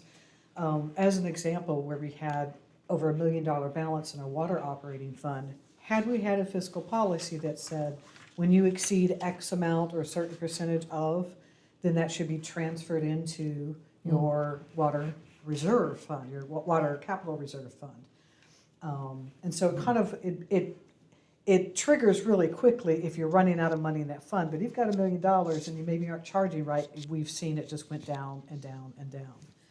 So it's unfortunate that there wasn't fiscal policy that addressed that. And that's where we're trying to put in some mechanisms that we can see trouble around the curve and avoid it. Cool. Any other questions? Or were you guys done with your presentation? Just want to make sure. I just wonder, I guess we can't go into big discussion, but I wonder if the council had any particular, or I guess Jenny, if you had any priority items that you wanted to ad hoc to focus on. Yeah, I think one of the things that we'll have to consider in this is whether we want everything that's related to finances into a single policy, or if we want specific things like a procurement policy and, you know, like an overarching fiscal management program, but then a series of policies underneath there that are easier to deal with one at a time if That you have makes a major sense. change. Yeah. Some cities that I looked at probably about 20 different cities. Thank goodness. Well, You I have been will say busy. I'm really fast. I did that my whole life, so it doesn't take me very long. But just taking a glance, see how they set it up. Yeah. And so some were set up that way, and then some had a comprehensive policy in place that was just in a book. Wow. Great. Public comment on that item? Seeing none? Bringing it back. No other ad hoc reports? I don't have ad hoc, but just as a JPA update with, I went to the HWMA meeting this month and we discussed organics processing feasibility study and the RFP situation. And then the consultant came in and did a compensation survey for that organization. I think that you're going to be looking at that It was pretty tomorrow. interesting. Oh, was it today? No, it was just in the packet, so I Oh, in the looked at packet, it. yeah. It is, and I'm sure there's going to be a lot of discussion around that. There was a lot of discussion around it, that the concerns about looking at not exactly parity, but comparable positions are difficult for that organization to find around town. You can look in other cities to find comparable positions. But anyway, it's a whole, there's going to be continued as far as what is going to end up happening with this compensation study. But I am interested in learning more about organics processing and how we're going to move forward with a feasibility study, and because we really do need to address that and comply with our SB 1383. So Did they award that study to the applicant? they did not. But I think that they're still going to work. But there's going to be more discussions with the director, Eric, and that local organization for it. And it had to do with paperwork and submission and a deadline. Yeah. So there are rules. They missed some things, yeah. There are rules. So anyway. Great. And I will need somebody to show up for the April meeting because I'll be coming. You had a question, Councilman? I did for Michelle on that. Do they have any idea where they may end up centralizing the organic processing? That's part of the feasibility study, is to identify Okay, we haven't. all of it. No, yeah, it's because, as you know, everything leaves the county and we pay for it, right? Hauling and all of that out of the area, and it's insane how much, like, let's figure this out. Anyway, it would be wonderful if we had like a big space somewhere. That already has had some organics in it or something? Organics could Ooh, like be garbage cart. processed, but I don't know. Food like garbage cart. Fire up the engines. Anyway. Well, that really ties in with the conversation that we had with the Green Go fellow and what was it, Pyrolyx and graphene and your feed stock or your fuel stock, I think it's called, Yes, such as yes, this. you And have to have feedstock for the. I brought yeah. up this, I was thinking of you, Michelle. Oh. I brought up that very thing in the conversation, like absolutely that could work. But, Yeah, yeah. new and emerging technologies, lots of research. All right. Anyway. I attended, I think I already reported out on the Arts and Heritage meeting before, but then you had the wonderful presentation. I'm really proud of those guys. They've gotten a lot done in a short amount of time and have really seized the reins and been getting it done. So stoked on those guys. I attended an HCOG meeting as well. We denied Eureka's appeal to the arena allocation.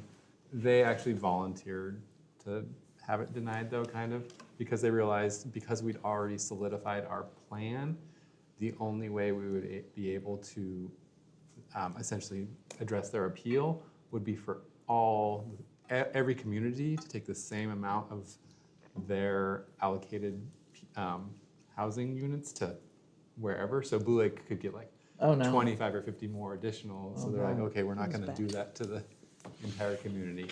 I don't have the exact number on that, but it was some weird formula that would have to be used. There was a table and it was scary. Yeah. Oh my goodness. So yeah. Anyway, thank you, Eureka. It was unfortunate again though that because the representative wasn't at that critical meeting and they didn't have anyone there, and so then when we asked like, is everyone okay with this? Everyone was like, yeah, we're fine with it. So it's important to go to those meetings. Guess so. We also added MCSD to the TAC as a non-voting member. So this is kind of like a supplemental board that advises the HCOG board. So we put them on as a member in a advisory position only. MCSD? MCSD, the McKinnonville district. Dial-A-Ride, we looked at that and their ongoing funding shortfalls, and they're like, do you want us to continue having Dial-A-Ride? Because it's losing money, and so we're going to be looking at rescoping that, or they're going to be coming back with a report in the future on how to rescope those projects. And we also received a presentation from the director as well on what they've been working on over the past year. And that's all I've got. I attended a Public Safety Commission meeting, and yeah, I don't have any notes to share with you. we were short a couple of commissioners, so basically we had the crew from the previous commission. And we are, one of our newly appointed commissioners did resign, so we're looking for one more commissioner for the Safety Commission. And we're continuing on some projects that were started before. And that's all I got. I'm concerned the streets of Blue Lake aren't safe now that we've lost the commissioners. So get them back. I think we're gonna be okay. I'm hoping that the different representatives from the agencies that typically show up, like Red Cross, the Rancheria Police Department, Blue Lake Fire Department, that they will be showing up to these future meetings. I reached out to them about the meeting that they last had, and I didn't hear from, I heard from some of them after the fact. They thanked me for the heads up and asked to keep being CC'd on those emails. And I know that the commission was requesting the presence specifically of the sheriff to get some clarification on the terms and definition used in the reports that they receive. So I'm hopeful that somebody will show up to your next meeting. Thank you. Yeah, that's been kind of an ongoing issue, and it doesn't, we don't necessarily have to have somebody at that meeting, but we like having, I mean, it's great when a representative of the sheriff's department shows up and they talk about some of the call stats and what's going on, and so that's nice.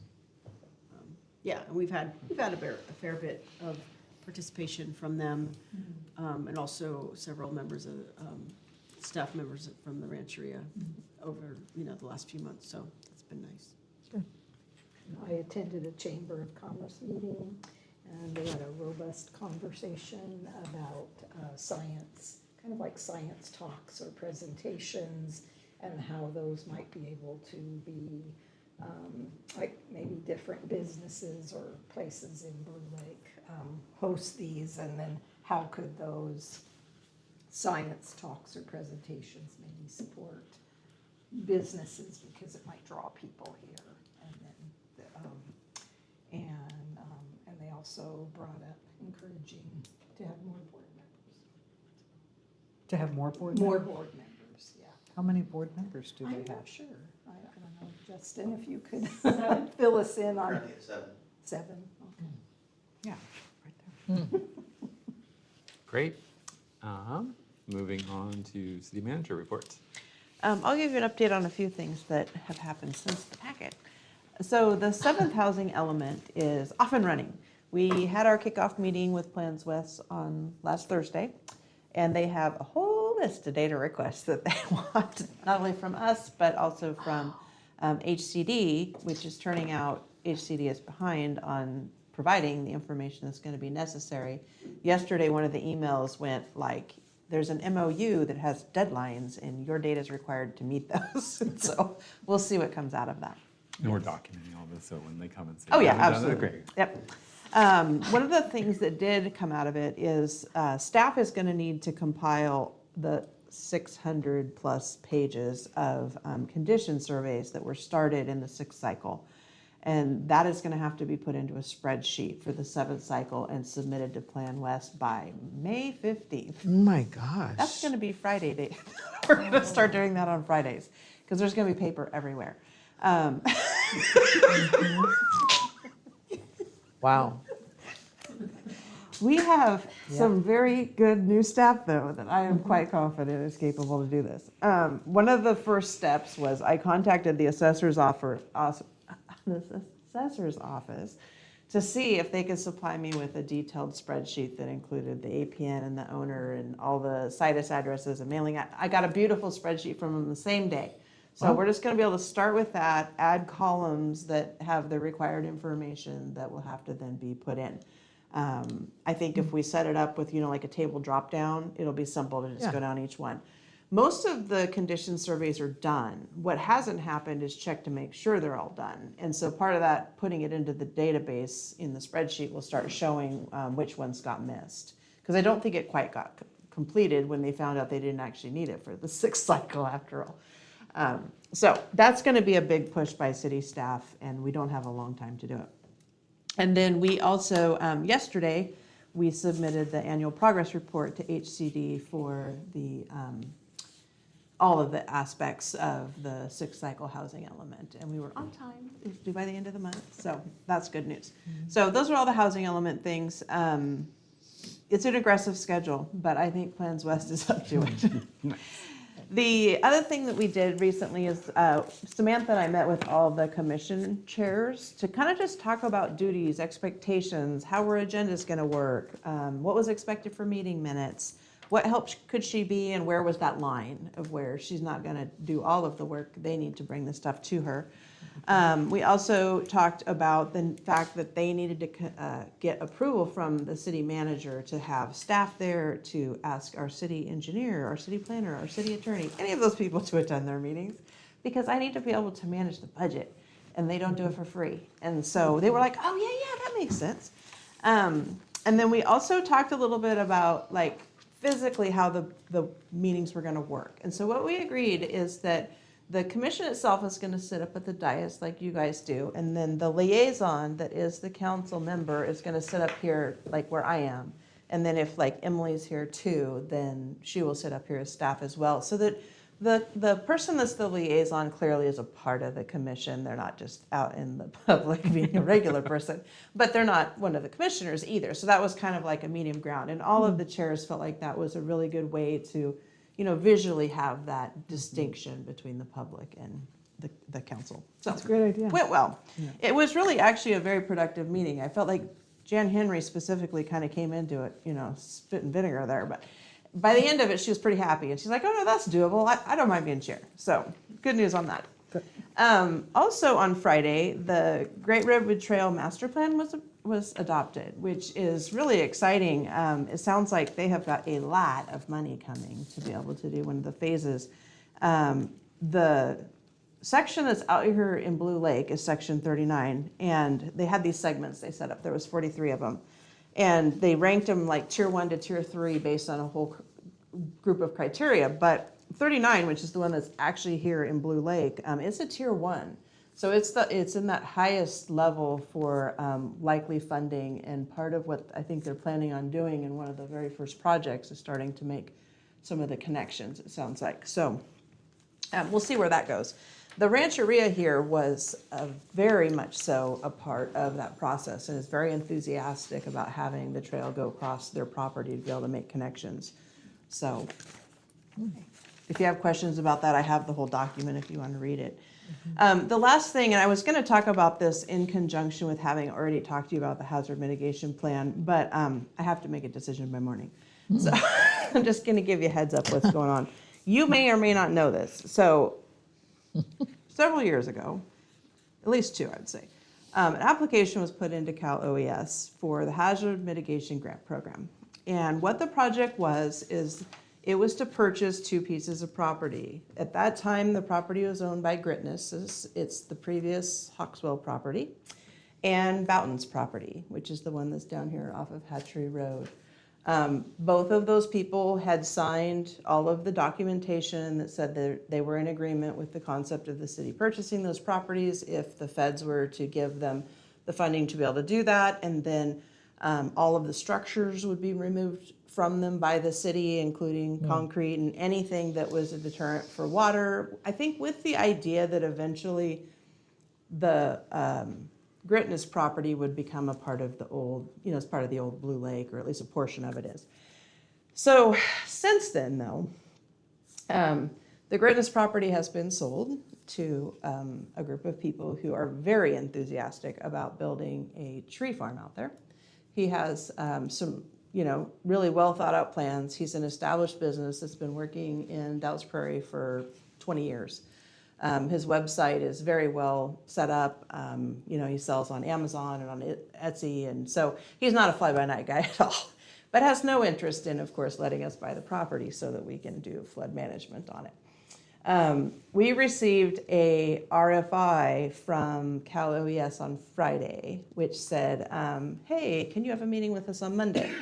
And that meeting basically went that FEMA had made the determination, or was inquiring as to how it was that the Gritness property, which is the only property that has structures on it, was really connected to Powers Creek because it's across the street.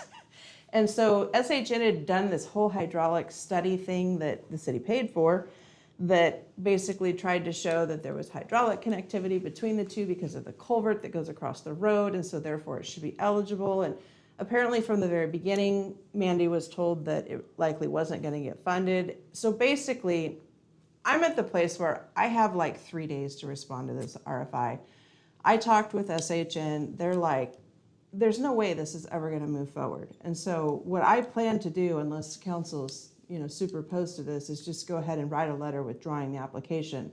The property is no longer owned by the people that agreed to do the grant in the first place. And Boughton definitely is not interested in selling. He wants to sell for way more than fair market value, and he is meeting with me on Friday to talk about developing it. So I think that project probably has pretty much fallen apart, and we should stop putting any more money into it. Is this the Blue Lake? Is that what? Yeah, except not all of it. I mean, it's just part of it. It's the what property? Blue Lake. It's the essentially where old Blue Lake property. Where the, Yeah, and I think, a part of it probably was. I don't think all of it was from what I've seen, but. And they're putting it, I don't want to diverge too far, but they're building a tree farm? Yeah, yeah.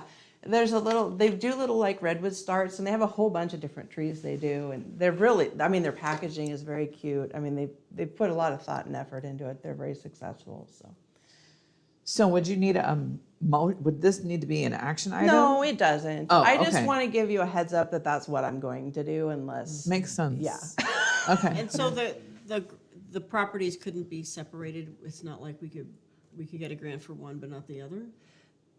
Neither one of them are the people going to be willing to sell.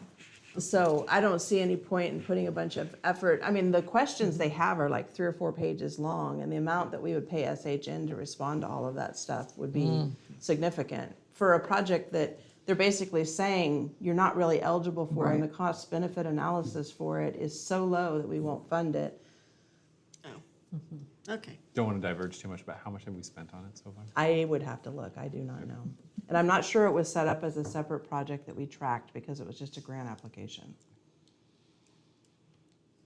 Great. Too much.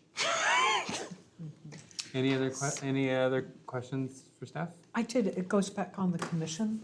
Oh, part. okay. I'm glad that you guys were able to meet with them, and that kind of brought it around to some positive results and solutions. Yeah, I think it went well. And as was brought up by several members of the public today, and I think we brought this up in council too, we need to get some kind of way that the agendas that the commissioners are working on are reflective also of where the council is at, because we're kind of getting blindsided left and right with different issues. And with our limited resources, our limited time, we've got to be able to focus and prioritize and coordinate. Yeah. And we did talk about how the agenda items were going to get selected, and that it wasn't just up to the commission, that staff and the city manager and council all could put stuff on there. The public can put stuff on there, just like they can for council.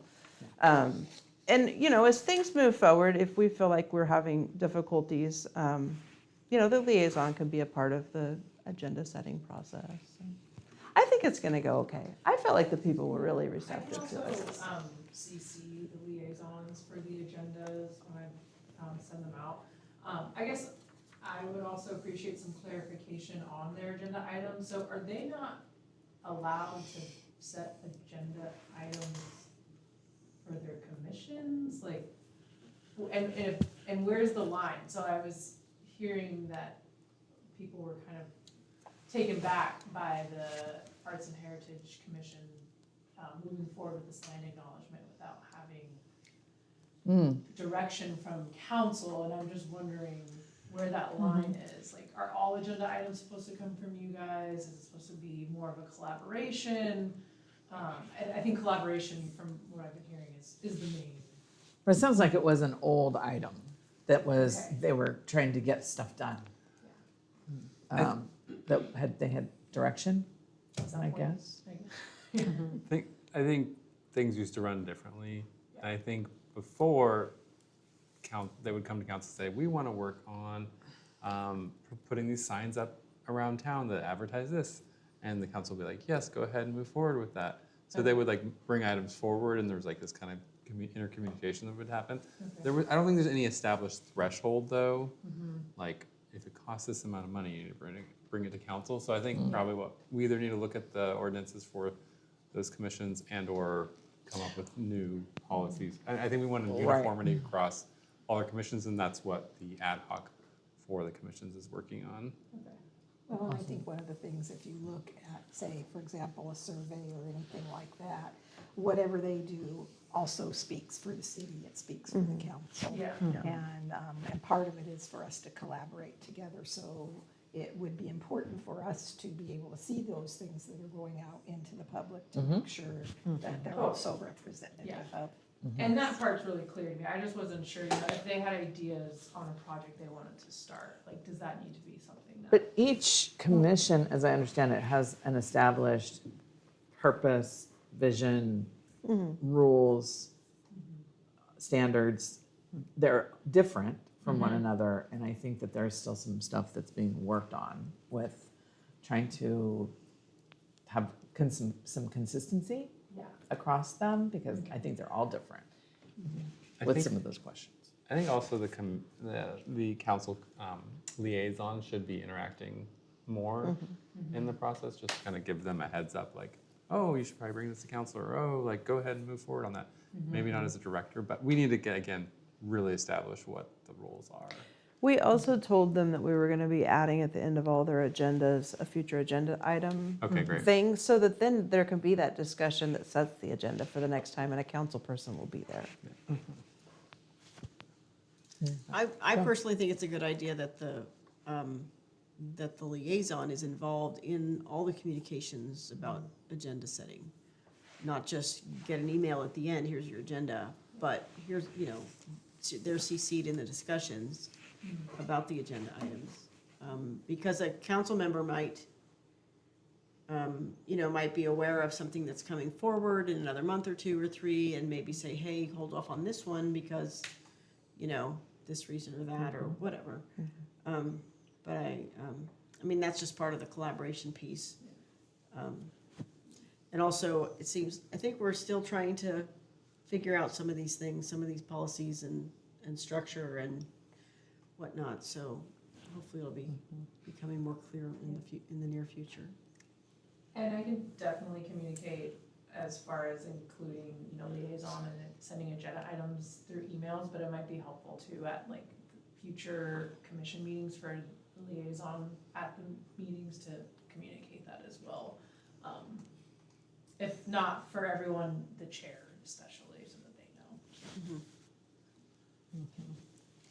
Any other report? In your free time, if you want to come up with some examples of how other small municipalities, how they enter. Of course, with the big municipalities, they have larger commissions. I mean, it's, they have like housing commission and another. And here, just to have so many commissions. I have the clerk's contact. I was just kidding. I don't expect you to. I do think some of the difficulty, though, is just that the larger agencies also have a lot more staff. And so they'll have a person from a department that's set up to be that commission's person. That's all you. Yeah. I wear And lots of Emily. hats. I gain a new one every day. We love all your hats. Last call for questions and answers on these agenda items. Oh, yeah, did that end up in there? On the last page. Okay. Are we done? Yeah, Greenways Day. Greenways Day. It's Greenways been Day. selected. And excitingly, we're setting up with CAL FIRE potentially the ability to collect this, and then they're going to bring this cute little incinerator down, put it at the power plant, and then they're going to put all the stuff in there and it's going to go poof, and it's just going to be a pile of ash. Really? Yeah. What about wood chips? I think anything that can burn. I mean, They're out there all day and all night pooping our wood chips. Training. Yeah, We'll well, offer it up so, for yeah, it's training. gonna be like a combined thing. They wanna use the site because they have to do fuel reduction down on Hatchery Road and a bunch of stuff, and so this gives them a place to put their incinerator. you're so Is it- excited about it. I can't wait to see it You'll run. be out there with popcorn. Is it like a biochar kind of thing? I don't know, Glenn explained it to me. I didn't actually talk to It's Cal the Fire. size of a trailer. They're always Oh, saying we it's don't have big, ideas. yeah. Yeah. It's like a big container size. Yeah, I see. We need to see yeah. that. Yeah. Like they had at West Green? Fine, I just don't want another Yeah, meeting. I know. Any public comment on this? Great. We need to do a future agenda items. Yeah. Or that. Jenny? Yes. Something was supposed to be a roll call vote. Do we need to bring that forward at a future agenda, or do you want to talk off later about it Was it tonight or a different one? tonight? Oh. Anyway, we'll talk Okay. later. Okay. Great. We don't want to redo it with a roll call? That's what I'm wondering. Yeah, I you can don't- resend, whoever made the motion can resend it. That's what I'm thinking if we're Yeah. still here. Okay. Is it Yeah. 9 and 10? It's So it's 6. part of the consent. Oh, 6. Which one is that? 6G. Oh, that has to be a roll call. Thank you, Michelle. Why do you think that? was What? that? Why do you think that? Because it says roll call. Where? Here, we'll send it.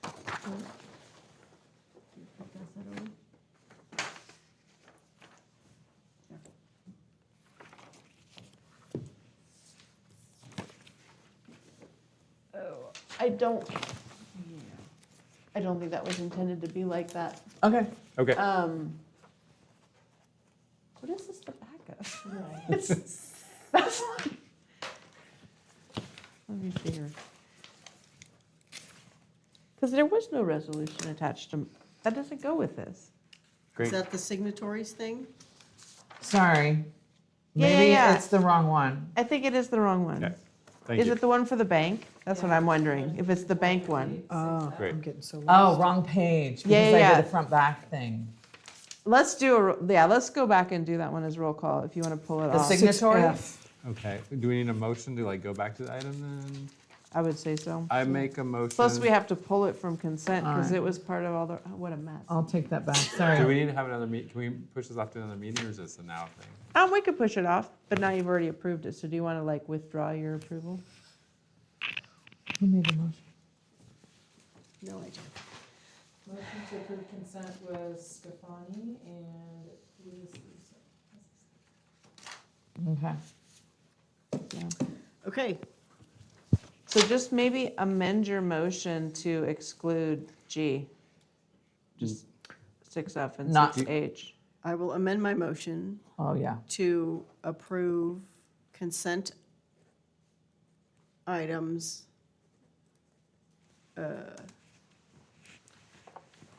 G and H. G and H. Sorry. All right. The, You can amend after a vote has already occurred. we may need to get. Whip up- We may need Maybe to we bring. should Sorry. just, maybe we should just bring it back. Bring it back. That's fine, but we We can still bring it have to back. Pull it. It's We Sorry, we it's just gonna get to get do it all complicated. over again next time. okay. So let's finish up 17. Okay, I'm Reports done. of, do we have any more reports of council and staff? All right. Do we have any public comment on council and staff? Great. Moving on to future agenda items requested by council. Does the council have any future agenda items? I do, please. Yes. It's going to be a shocker. Bathrooms. Could we maybe talk about bathrooms when we talk about budget? The horse arena at the town square, and just like longer range, not B&B toilets, but permanent toilets. So just kind of wanting to put a pin in that. Another item is the order of agenda items, because we had 2 staff members here who were here for a long time. Yeah. And I know that our current agenda format is actually, I think is in the ordinance on what we're supposed to be doing. But could we maybe look at exceptions for that so they can get on with their evenings? Can I ask a question? would Because I think maybe some of what derailed the timeline was all the things that got pulled off of consent. So Okay. I think if people aren't comfortable with real actions being on consent, I won't put them on there anymore, and I'll just put them all as discussion items. And then I can put them in order. I mean, I thought you would adopt them all together, and it would be like 10 minutes, but. Well, I think that the items that were Welcome to That's what I'm pulled, realizing. the items that were pulled, to be fair, were minute corrections with typos. Well, no, we pulled the doghouse, and we pulled city hall hours, and we, Oh, yeah. Well, I mean, it all adds up. It was like 8:15 before we got off a consent that's, calendar. okay. Okay, point taken on That's that. fair. Yeah, and so I just won't do yeah. it that way if you're not comfortable with just doing them all together. Ultimately, I'd like to get there. Well, me too. We can keep practicing if you Yeah. want. Me too. Okay. Let's One of keep these practicing. days. Okay, I'm good with that. And I don't know, do we need to have council to have a workshop so we can ID some of the agenda items that we'd like to have with commissions?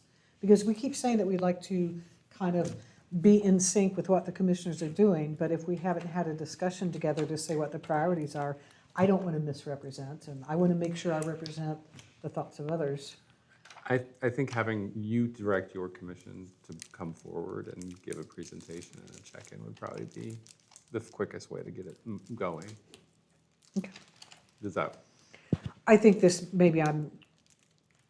it's really about us as a council being able to set our priorities together as a council. So then that guides us from here on out. It'll guide us in decisions on the budget, it'll guide us in decisions with agendas, but, Are you wanting to have like a all commissions meeting with all council, like a public forum? a workshop with the council and staff to do some, not agenda setting, sorry, priorities. Let's identify some priorities here. It's Kind of like goals, like commission goals. good work. Like And- strategic planning? I didn't want to say it. Well, I'm trying to it introduce- could be a study session within our regular meeting. Many councils do that, unless we want to set it as a separate one. I As don't long know. as these go, probably Yeah, Not, separate would be okay, good. all right, separate, yeah. yeah. On that I'd like same, to see that too. on that Is same. that, Kat, is that what you were asking for? Yeah, just an opportunity for this council, instead of being, we kind of have been back on our heels for the last year and a half, and to have an opportunity to work together as a council and refine at least, some really significant priorities or goals. With the budget planning that's coming up, we have new staff that's here. There are a lot of things that are in flux, and we aren't always able to talk about them as we should. So I think that's where we kind of struggle as a council in being able to provide clear direction at times, is that we're still trying to figure out.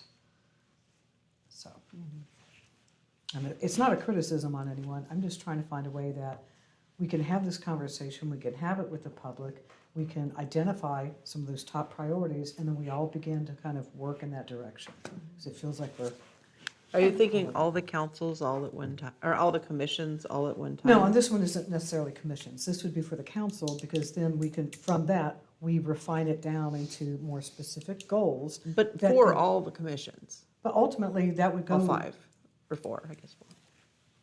No, this is for council, okay. No, I if you- know, no, let's rephrase.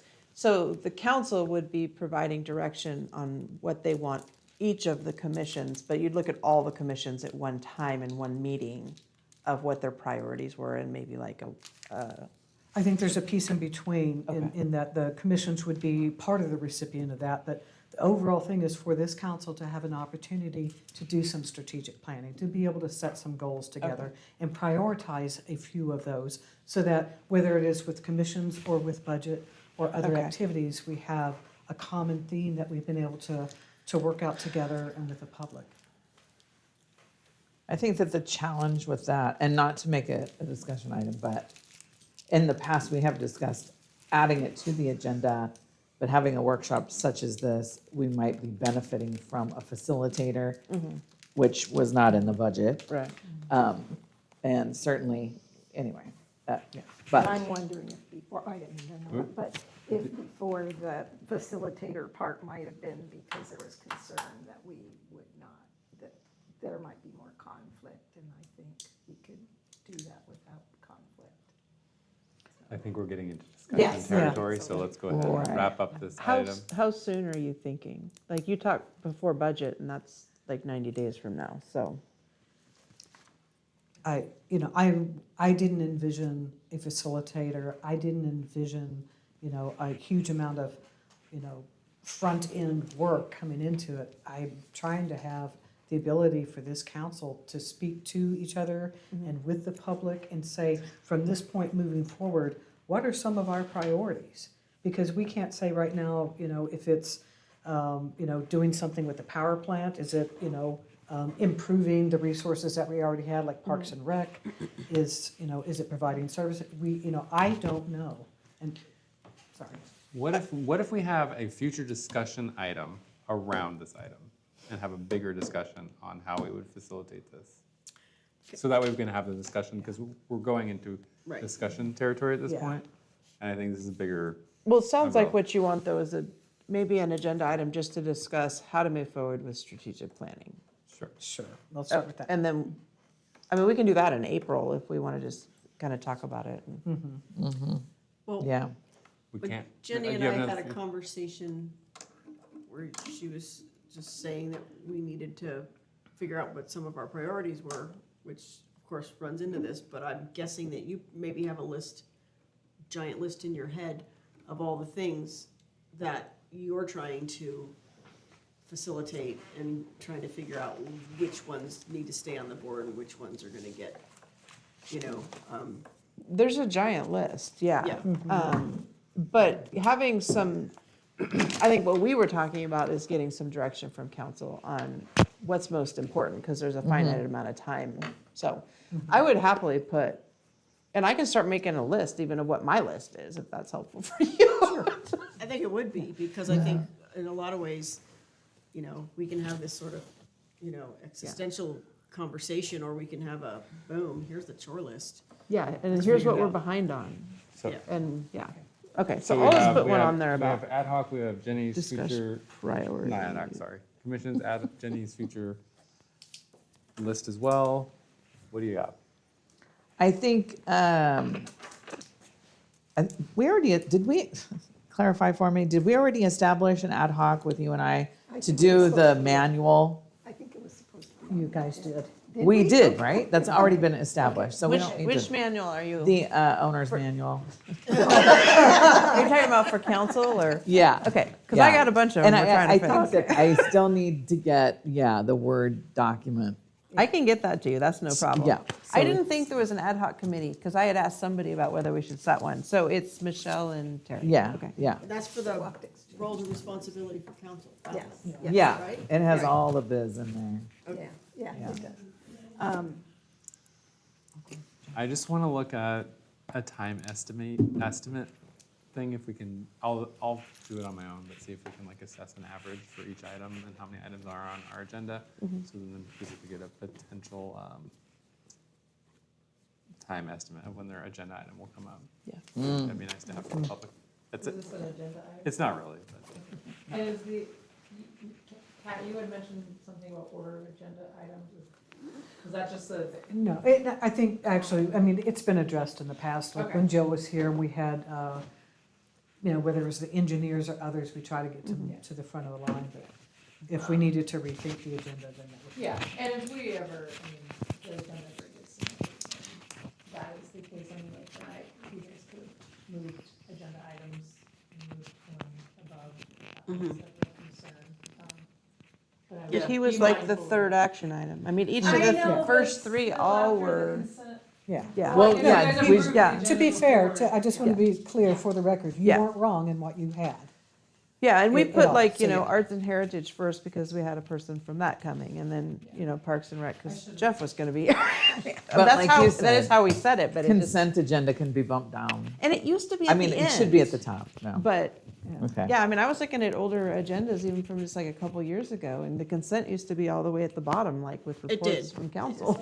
It did. Yeah. But that's not how our ordinance. Yeah. lines But maybe out we our should agenda. change that instead. I Yeah, mean, maybe we Add should. that to a that, future agenda item. hey, we're getting good at ordinances, right? We're just whipping them all out into resolutions. I mean, we can I do look. have Go ahead, one Terry. future agenda item, and it was brought up, but was something that I was thinking of, and that is kind of an exploration of ADU of having a ADU, and it could be a simple discussion. But I think it's an important one as we're adopting. So we talked about that a lot in the kickoff meeting for the housing element. Okay. And I think a pretty robust answer to that is going to be provided. Oh, As okay. far as how it applies, and I think a really big part of this is going to be public education on how ADUs and junior ADUs work. And Okay. Plan West is pretty enthusiastic about trying to explain those Yeah, things. Yeah, I think it sounds interesting. Yeah. So, okay. good. last call for future agenda items? I have one. Yeah, go ahead. I don't know what the status is of the ad hoc on the commissions. But two things. Well, we were surveying our commissions about how they felt about creating a super commission, and we haven't gotten a report on that exactly, and I sort of forgot to report on that. The Public Safety Commission was not in favor of that. But the other thing is, we also talked about in our last meeting about having two liaisons to each commission. That might create more of a collaborative group situation. And I'd like to bring that forward for a discussion and potential decision. Okay. So if we can potentially move forward with that. Just that, or revising the ordinances in general all as one fell swoop to be consistent with each other? Well, it'd be nice to do the fell swoop thing, but I imagine that's gonna take months. And I think that if we were to make a smaller change that might start to shift the dynamic, we could do that sooner. I would like to Future bring it up agenda as a item. discussion item. though. Yeah, that's what I'm thinking too. That sounds like a discussion item. All right, anything else? Yeah, before we Anything else? actually start changing ordinances and go through all the work. Public, any future agenda items? Okay, seeing none, I would like to ask the council, do you guys all want to vote on adjourning from now on, or do you want the chair to just adjourn? I think I'd be happy with the chair to adjourn. Everyone? Done. That's fine. All right, we're adjourned. At Sweet. 10:31.